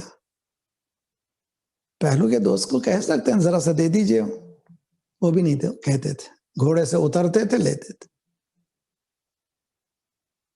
اللہ سے دعا کرنا کہ مالک کسی کا محتاج نہ کر آخر لمحات تک، حتیٰ کسی چھوٹی چیز لینے اور دینے میں بھی میں خود کروں، اپنے ہاتھ سے کروں، کیوں مانگوں، کیوں بولوں، اتنا تنگ کرو بہو کو کہ پریشان ہو جائے بہو، کبھی یہ لاؤ کبھی وہ لاؤ، کبھی یہ لاؤ کبھی وہ لاؤ، مثال دے رہا ہوں میں، نہ خود کرے۔ اس کی یہ بات تو سمجھ میں آتی ہے۔ اس کے بعد ولا تخرجنی من التقصیر، یہی ہے ہم جب بیان کرتے ہیں، ایک تو مونولاگ ہوتا ہے، ڈائلاگ نہیں ہوتا مجلسوں میں، اور نہ ہی مومنین میں عادت ہے کہ پوچھیں بھی تو بہت کم لوگ ہیں وہ جو بار بار یہی جو مولوی آتا ہے سیم کوسچن ریپیٹ کرتے ہیں، شاید تاکہ وہ اپنے مطلب کا جواب مل جائے، اپنے معلومات کو اضافہ کرنے کے لیے نہیں۔ بہت کم لوگ ہیں ایسے مومنین بھی، لیکن ائمہ معصومین علیہ السلام کے سامنے ان کی زندگی، ائمہ معصومین ہمیشہ انکریج کرتے تھے کہ سوال کرو، چنانچہ خطبات کو روک کر کے پوچھا جاتا، مولا کے خطبے کو روکا جاتا، مولا سمجھ میں نہیں آیا، سمجھا کہ آگے بڑھیے۔ شاید ہماری مجلسوں میں ایسا ہو جائے تو غیرہ ممبر پہ جا بھی نہ سکے۔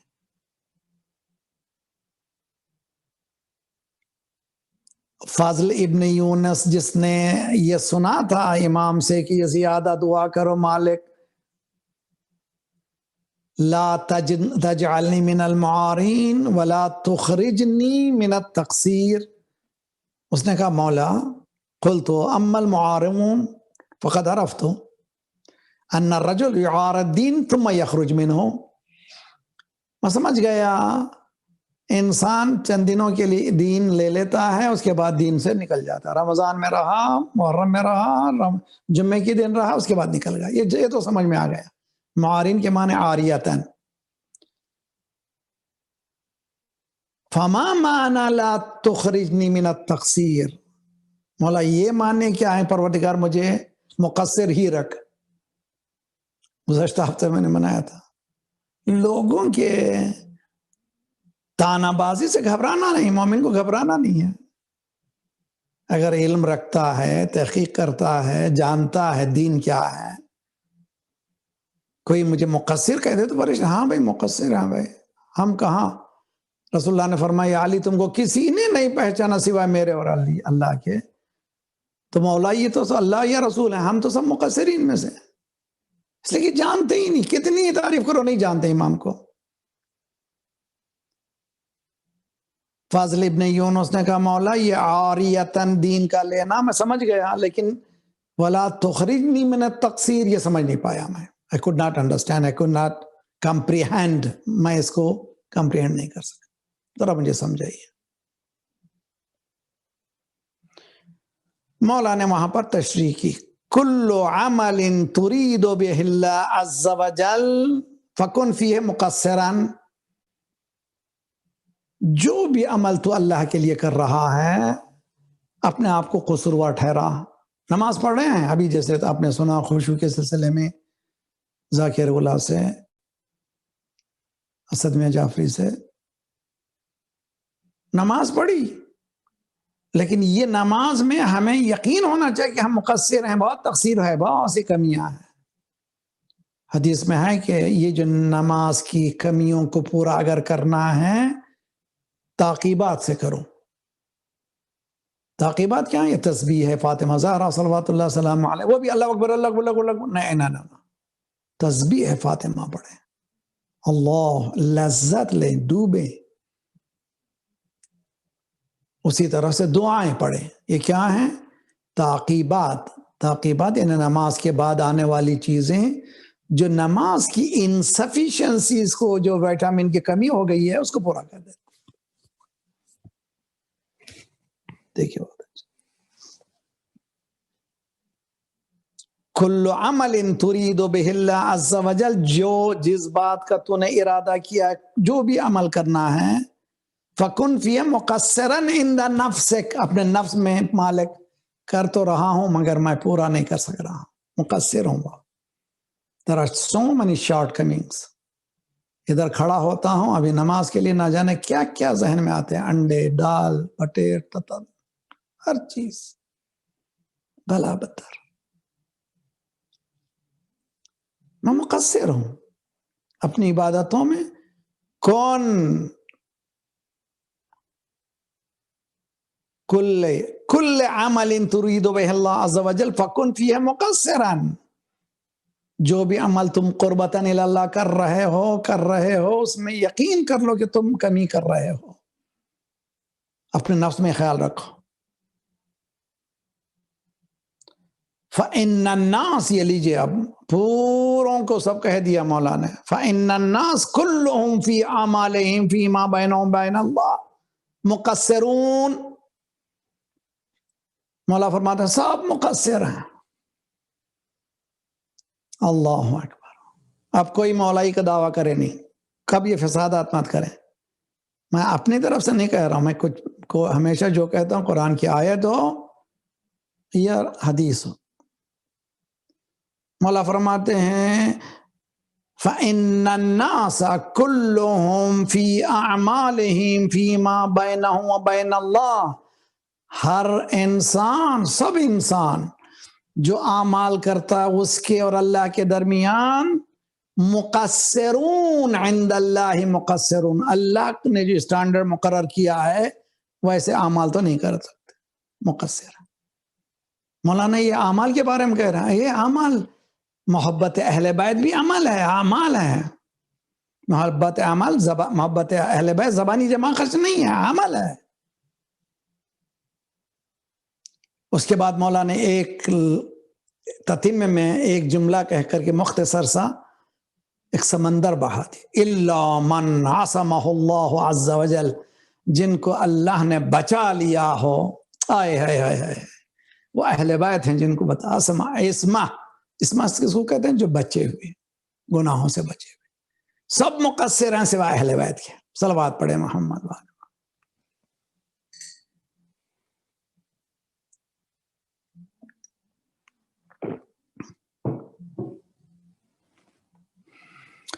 ایمان کی حقیقت یہ ہے کہ اس کے درجات ہیں, مراتب ہیں, اور یہ درجہ و مراتب اکارڈنگ ٹو دی پوزیشن اعمال کم و زیادہ ہوتے رہتے ہیں. امام خمینی رحمۃ اللہ نے اپنی زندگی میں یہ کہہ کر کے بیان ہے مولا امام خمینی کا, فرماتے ہیں کہ اگر میں نے کسی کی تعریف کی ہے, میں نے زندگی میں اچھا انسان تھا, اگر اس کا کردار بدل گیا ہے, میری تعریف کا اس کو کوئی فائدہ ہونے والا نہیں ہے. اس کو ایگزسٹنگ حالت پر جج کرو. اللہ اکبر. اللہم پروردگارا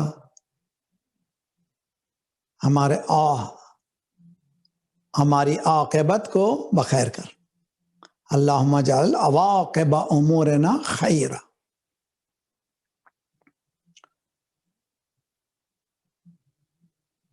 اسی لیے قرآن کہتا انما المؤمنون الذین اذا ذکر اللہ وجلت قلوبہم, جب بھی مومن کے سامنے اللہ کا ذکر آتا ہے ان کے دل دھڑکنے لگتے ہیں, ڈرنے لگتے ہیں, خوف سے, امید سے, خشوع سے. یہ خوف, یہ خشوع, یہ حضور قلب, اس کا سمجھنا ذرا سا مشکل ہے, لیکن ایسا نہیں کہ اگر مشکل ہو تو قرآن بتا رہا ہے کہ لا یکلف اللہ نفسا الا ما وسعها. ہم نے اتنا دیا جتنی وسعت ہے, کیپیسٹی اللہ نے دی, ذرا کوشش کرے تو سمجھ میں آ جاتی ہے بات. کہ یہ جو وجلت قلوبہم ہیں, یہ کیا کیفیت ہے؟ اپنے دل کی کیفیت کو. پولیس والا سامنے سے گزرا, کیا کیفیت ہے؟ اور ہم نے کچھ کیا ہی نہیں, ڈرنا کیا؟ لیکن اسپیڈ جا رہے تھے, یا ایک اسٹاپ سائن پہ نہیں رکا, کوئی نہ کے خلاف کیا ہے قانون کے, اس وقت کیا ہوگا آپ کا دل؟ وہ بھی وجل ہے. ایک مرتبہ آفیسر کے سامنے انٹرویو کے لیے جا رہے ہیں, وہ قلب میں وجل ہے. وہ یہ جو وجل ہے, یہ جو انٹرویو میں آفیسر سمجھ کے جا رہے ہیں, جاب کا مسئلہ وغیرہ, یہ جو آپ کی دھڑکن ہے جو تیز ہو رہی ہے, یہ برے معنوں میں نہیں ہے. اس لیے کہ سامنے والے کو آپ باحیثیت سمجھ رہے ہیں, وجل ہے. محبوب اپنے حبیب سے ملنے جا رہا ہے,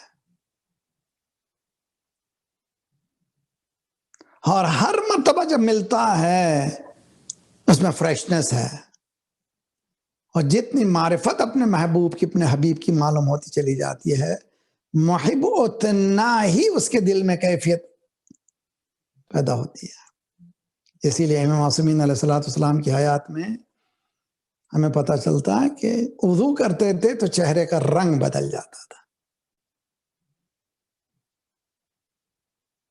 سرکار رسالت میں نماز پڑھتے تھے, آپ سنتے ہیں کہ ایسے جیسے شکم سے آواز آ رہی ہو کسی چیز کے پکنے کی. نہیں سمجھ, ہم نہیں پہنچ پاتے وہ, اس لیے کہ یہ علی اللہ کو کسی نے نہیں پہچان. یہ پہچان معرفت جتنی زیادہ ہوگی اتنا وجل, اتنا ہی انسان میں وہ کیفیت. تو اسی لیے ہمارے ہاں معرفت کو بہت زیادہ زور دیا گیا عبادت سے.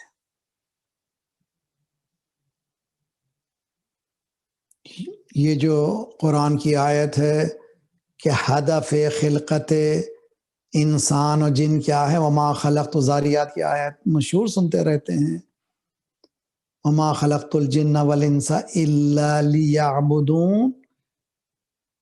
ہم نے جن و انسان کو نہیں پیدا کیا مگر عبادت کے لیے. برادران اہل سنت کے مفسرین ہمارے پاس ائمہ معصومین براکٹ میں یعرفون یعبدون یعنی معرفت میں جتنا اضافہ ہوگا اس وجل میں اضافہ ہوگا، اس خشیت میں اضافہ ہوگا، اس خضوع میں اضافہ ہوگا. تو کس پہ کام کرنا ہے؟ معرفت پہ کام کرنا. اور جتنی معرفت پہ کام کریں گے، جتنا ہم معرفت بڑھاتے چلے جائیں گے، اتنا ہی ہمارے اعمال میں پختگی پیدا ہوتی چلے گی. جن کا عمل ہو بے غرض اس کی جزا کچھ اور ہے. جس کا عمل ہو بے غرض اس کی جزا کچھ اور ہے. حور و خیام سے گزر، بادہ و جام سے گزر. تو ابھی راہ گزر میں ہے، قید مقام سے گزر. پارس و شام سے گزر، مصر و حجاز سے گزر. اے ہے تو ابھی راستے میں ہے یار. یہ کیا چکر لگایا ہے؟ میں میرا خاندان، میری پوزیشن، میرا مقام کیا ہے؟ تو ابھی راہ گزر میں ہے. قید مقام سے گزر. یہ مقام مجھے علامہ کہیے، مجھے ابا اڑائیے، مجھے یہ کیجئے، میں یہ ہوں، میں وہ ہوں، یہ سب قیدیوں کی باتیں ہیں. امامے کے قیدی، کعبہ کے قیدی، شیروانی کے قیدی، ٹوپیوں کے قیدی، ہم لوگ قیدی ہیں.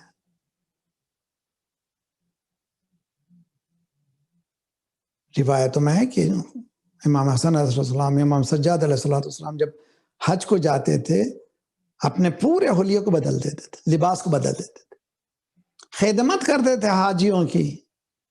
جب معلوم ہوتا تھا پہلو والے سر پیٹتے تھے، مولا یہ کیا ہو گیا، کیا غضب کر دیا. یہاں تو پہلے فون، میں مولانا باقری بات کر رہا ہوں، پہلے سے دھمکی، پہلے سے مولانا کی دھمکی. قید مقام.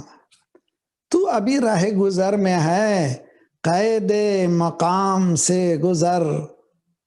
مصر و حجاز سے گزر، پارس و شام سے. مصر و عجیب و غریب ہے. مصر و حجاز، میں مصری ہوں، میں حجازی ہوں، میں یہ ہوں، میں حیدرآبادی ہوں، میں پاکستانی ہوں، میں علی پوری ہوں، میں بنگلوری ہوں، میں امروہی کا ہوں، میں فلاں کا ہوں. میں ایک مثال دے رہا ہوں کہ ایسا نہ ہو کہ لوگ پکڑ لیں ہر چیز کو. قید ہے یہ. میں اس زمین کا ہوں. اس زمین، ہر کوئی ہے اس زمینی میں. یہ جہاں اس کا ہے، میرا کچھ بھی نہیں ہے. ایک جملہ گزشتہ ہفتے کہا تو پھر بھی اس کی قدر کیجئے، میری طرف سے نہیں ہے. زندگی بھر تک میں میرا. اب جب جہاں کہ میں نے غور سے دیکھا تو نہ میں ہوں نہ میرا ہے. سب کچھ وہ ہے اور اس کا ہے. اسی سورہ انفال کی آیت، وَاعْلَمُوا أَنَّ اللَّهَ يَحُولُ بَيْنَ الْمَرْءِ وَقَلْبِهِ وَأَنَّهُ إِلَيْهِ تُرْجَعُونَ. چھوڑیں تمام چیزوں کو، بلندیوں پہ جائیں. تو ابھی رہ گزر میں ہے، قید مقام سے گزر. مصر و حجاز سے گزر، شام، پارس و شام سے گزر. جس کا عمل ہو بے غرض اس کی جزا کچھ اور ہے. بے غرض عمل ہو، اگر بے غرض عمل ہے تو ایک ضربت ثقلین کی عبادت سے بہتر. صلوات پڑھے محمد وعلی محمد.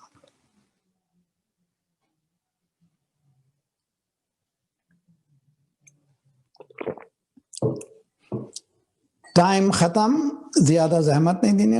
اتنا آج کا میں ہضم کروں، آپ تو مومنین ہیں، میں اپنے آپ کو دوسروں کو کیا کہوں، میں خود تیار ہوں اس کے لیے.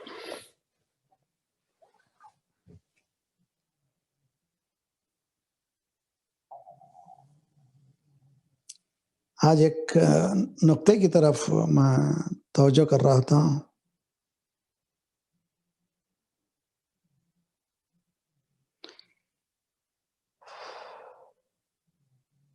صلی اللہ علیہ یا ابا عبد. حضرت عباس نے علیہ السلام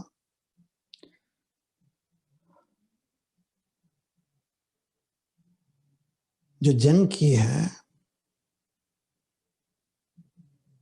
پانی لانے کے لیے، ایک اکیلا پورے پہرے کو توڑا ہے. علی کا بیٹا ہے، اس کی جواں مردی وہاں معلوم ہو رہی ہے. پانی قبضے میں آ چکا ہے.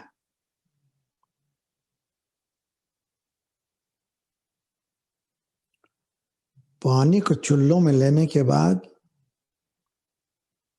مقاتل کی جو الفاظ ہیں ان پہ غور کریں آپ.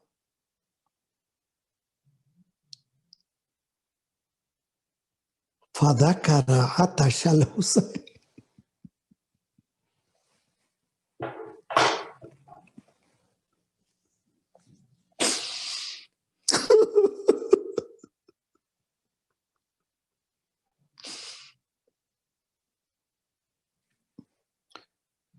پانی چلوں میں لے کر کے کس کی پیاس کو یاد کیا؟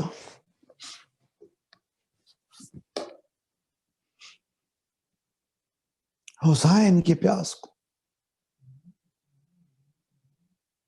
شیعتی ما ان شربتم ما ان شربتم ما وعدبن فذکرونی. اے میرے چاہنے والوں، جب کبھی پانی پینا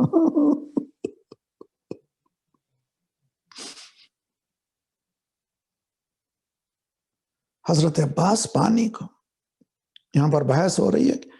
علی اصغر پیاسے تھے، سکینہ پیاسی تھی، بچے پیاسے تھے. حسین کی پیاس کیوں یاد کر رہے ہیں؟ حسین کی پیاس کو عباس.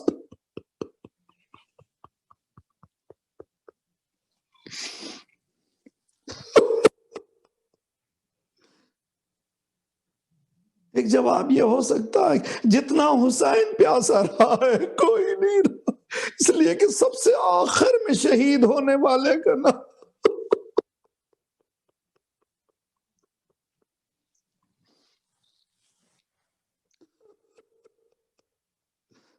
حسین ہے.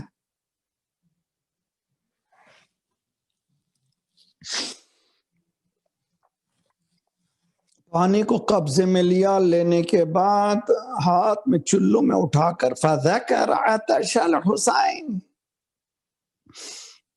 حضرت عباس نے کیا یاد کیا؟ حسین کی پیاس کو. کیوں حسین کی پیاس یاد آئی؟ کہ ولایت ہے، وہ روح کائنات ہے، وہ اگر پیاسا ہو جائے تو کائنات پیاس کی.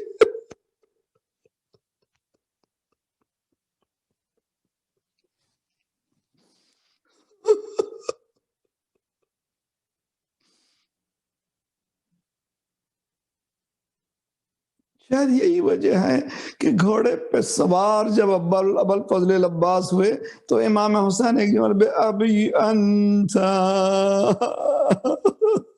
بے نفسی یا ابوالفضل، میرا نفس تجھ پہ قربان. ہم لوگ کیا پڑھتے ہیں زیارت میں؟ بے بی انتم و ام، آپ پر، ہماری ماں باپ، ہمارے ماں باپ آپ پر قربان ہیں. لیکن ایک عباس ہے جس پر حسین کہہ رہے ہیں میں تجھ پر قربان.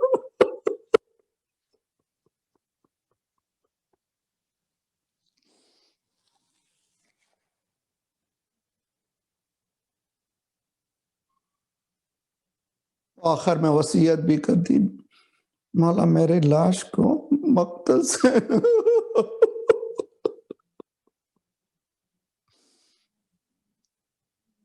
میں ان بچوں کا شرمندہ ہوں. شاید یہ ہے کہ جس طرح سے باب علم ہے علی ابن ابی طالب، یہ باب سید الشہداء ہے ابو الفضل العباس بین الحرمین. اب جب بھی نیوز سنتے ہیں بین الحرمین یعنی وہاں جائیے، پہلے اجازت لیجئے پھر حسین کے پاس جائیے. صلی اللہ علیہ یا ابا عبداللہ وعلى الأرواح التي حلت بفنائك وناخت برحلك عليكم من السلام أبدا ما بقيت وبقي الليل والنهار. السلام على الحسين وعلى علي بن الحسين وعلى أولاد الحسين فيا ليتنا كنا معكم فنفوز معكم. شب جمعہ یہ وبا دنیا بھر میں پھیل چکی ہے، مسلسل پھیل رہی ہے، جو حالات یہاں کے بھی سن رہے ہیں آپ. پھر بھی ہماری غفلت میں کوئی کمی نہیں آئی، کوئی بیدار ہونے کے لیے انسانی معاشرہ تیار نہیں. فلسطین چل رہا ہے، یمن میں بھوکوں بچے مر رہے ہیں، پھر ہی پوچھ رہے ہیں یہ عذاب کیوں؟ بسم اللہ الرحمن الرحیم. یا من لطیف لم یزل الطف بنا فیما نزل انت القوی نجنا ان قہرک یوم الخلل خمسۃ نطفی بہا حر الوباء الحاتم المصطفى والمرتضى وابناهما والفاطمة عباده من نسلهم قد جاءنا من فضله العابد والباقر والصادق والكاظم ثم رضا ثم التقي ثم النقي والعسكري والحجة الله الذي من أمرك القائم. پروردگارہ ان مقدس ہستیوں کا واسطہ شب جمعہ ہے، ہمارے ان آنسوؤں کی قسم ہمارے گناہوں کو بخش دے، آئندہ گناہوں سے تو اپنے ید قدرت سے بچا لے. پرچم اسلام کو بلند فرما، دشمنان اسلام کو، دہشت گردوں کے سرغنوں کو تہس نہس کر دے. مظلومین مومنین کی مدد فرما، مومنین مظلومین کو قیام کرنے کی توفیق عنایت فرما. مومنین دنیا بھر میں جہاں جہاں ان کے جان مال آبرو اور عزت کی حفاظت فرما. جو پریشان حال ہیں ان کی پریشانیوں کو دور فرما، بے روزگاروں کو روزگار عنایت فرما، مقروضوں کے قرضوں کا ادا فرما. جو بیمار ہیں خصوصاً کووڈ کے حوالے سے یا کسی اور بیمار مالک ان سب کو صحت کامل عاجلہ عنایت فرما. ہمارے جسمانی امراض کے ساتھ ساتھ روحانی امراض میں غرور و حسد و کبر و نفاق و نخوت و غیبت کو دور فرما. جو گودیاں خالی ہیں انہیں پر کر دے، جو لڑکے لڑکیاں بن بیاہ کے ہیں ان کی بیاہ کر دے. صفوف مسلمین کو متحد کر دے، ہمیں بانٹنے والی صہیونی قوتوں کو بانٹ دے. مالک پروردگارہ مظلومین خصوصاً یمن پر جو ظلم کرنے والے، فلسطین پر اور چائنا میں مسلمانوں پر، کشمیریوں پر، جہاں جہاں انسانوں پر ظلم ہو رہا ہے، ظالم کو ان کے کیفر کردار، ظالمین کو ان کے کیفر کردار تک پہنچا. مالک شب جمعہ ہمارے مرحومین ہمارے دروازوں کی طرف دیکھ رہے. مالک ہمارے مرحومین کے گناہوں کو بخش دے، ان کے برزخی حالات کو بہتر سے بہتر کر دے. مالک ہماری اور آئندہ آنے والی نسلوں کی ایمان کی حفاظت فرما. پروردگارہ مراجع رہبر کے سائق ہمارے سروں پر سلامت رکھ. انقلاب اسلامی کو انقلاب مہدی تک ملا دے. جلد سے جلد مولا کا ظہور فرما، ہم سب کو ناصروں میں شمار فرما. ایک سورہ الحمد 3 اخلاص سارے اپنے اپنے مرحومین کے ساتھ، خصوصاً ڈاکٹر قلب صادق کے لیے جس ایک عظیم شخصیت کو ہم نے کھو لیا ہے، ان کے لیے ایک فائدہ فاتحہ پڑھیے. بسم اللہ الرحمن الرحیم. الحمدللہ.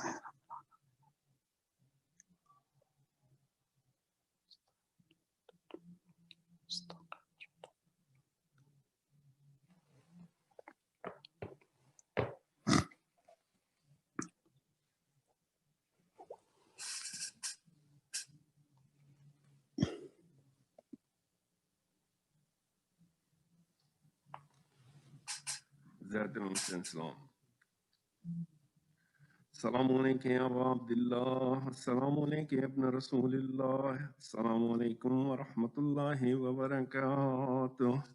السلام علیکم یا وارث آدم صفوت اللہ، السلام علیکم یا وارث نوح نبی اللہ، السلام علیکم یا وارث ابراہیم خلیل اللہ، السلام علیکم یا وارث موسیٰ کلیم اللہ، السلام علیکم یا وارث عیسیٰ روح اللہ، السلام علیکم یا وارث محمد حبیب اللہ، السلام علیکم یا وارث امیر المومنین ولی اللہ، السلام علیکم یا محمد ابن المصطفیٰ، السلام علیکم یا ابن علی علی المرتضی، السلام علیکم ابن فاطمة الزہراء، السلام علیکم ابن خدیجة الکبریٰ، السلام علیکم یا صار اللہ وابن سارہ والوتر المعتور، أشهد أنك قد قمت الصلاة وآتيت الزكاة وأمرت بالمعروف ونهيت عن المنكر وأطعت الله ورسوله حتى أتاك اليقين، ولعن الله أمة قتلتك، ولعن الله أمة ظلمتك، ولعن الله أمة سمعت بذلك فرضيت به. يا مولاي يا أبا عبد الله، أشهد أنك كنت نورا في الأسلاب الشامخة والأرحام المطهرة، لم تنجسك الجاهلية بأنجاسها، ولم تلبسك من مده الهمات ثيابها، وأشهد أنك من دائم الدين وأركان المؤمنين، وأشهد أنك إمام البر التقي الرزي الزكي الهادي المهدي، وأشهد أن الأئمة من ولدك كلمة التقوى وأعلام الهدى والعروة الوثقى والحجة على أهل الدنيا، وأشهد الله وملائكته وأنبياءه ورسله أني بكم مؤمن وبإيابكم موقن بشرائع ديني وخواتيم عملي، وقلبي لقلبكم سلم وعمري لعمركم، متبع صلوات الله عليكم وعلى أرواحكم وعلى أجسادكم وعلى أجسامكم وعلى شاهدكم وعلى غائبكم وعلى ظاهركم وعلى باطنكم. زيارة علي أكبر عليه السلام. السلام علیکم ابن رسول اللہ، السلام علیکم ابن نبی اللہ، السلام علیکم ابن امیر المومنین، السلام علیکم ابن حسین الشہید، السلام علیکم ایہا الشہید وابن الشہید، السلام علیکم ایہا المظلوم وابن المظلوم، لعن اللہ امتا قتلتک، ولعن اللہ امتا ظلمتک، ولعن اللہ امتا سمعت بذالک فرضیت به. زیارت شاہ شہداء کربلا علیہ السلام. السلام علیکم یا اولیاء اللہ واحباہ، السلام علیکم یا اصفیاء اللہ وعبداہ، السلام علیکم یا انصار دین اللہ، السلام علیکم یا انصار رسول اللہ، السلام علیکم یا انصار امیر المومنین، السلام علیکم یا انصار فاطمة الزہراء سیدۃ نساء العالمین، السلام علیکم یا انصار ابی محمد الحسن ابن علی الزکی الناصح الامین، السلام علیکم یا انصار ابی عبداللہ و ابی انتم و امی طبتم و طابت الارض التي فیہا دفنتم وفزتم فوزا عظیما، فیا لیتنی کنت معکم فافوز معکم. زیارت حضرت عباس علمدار علیہ السلام. السلام علیکم ابن امیر المومنین، السلام علیکم ایہا العبد الصالح المطیع للہ ولرسولہ، اشہد انکا قد جاہدت ونصحت وصبرت حتی اتاک الیقین، لعن اللہ الظالمین لکم من الاولین والآخرین والحقہم بدرکہ الجحیم.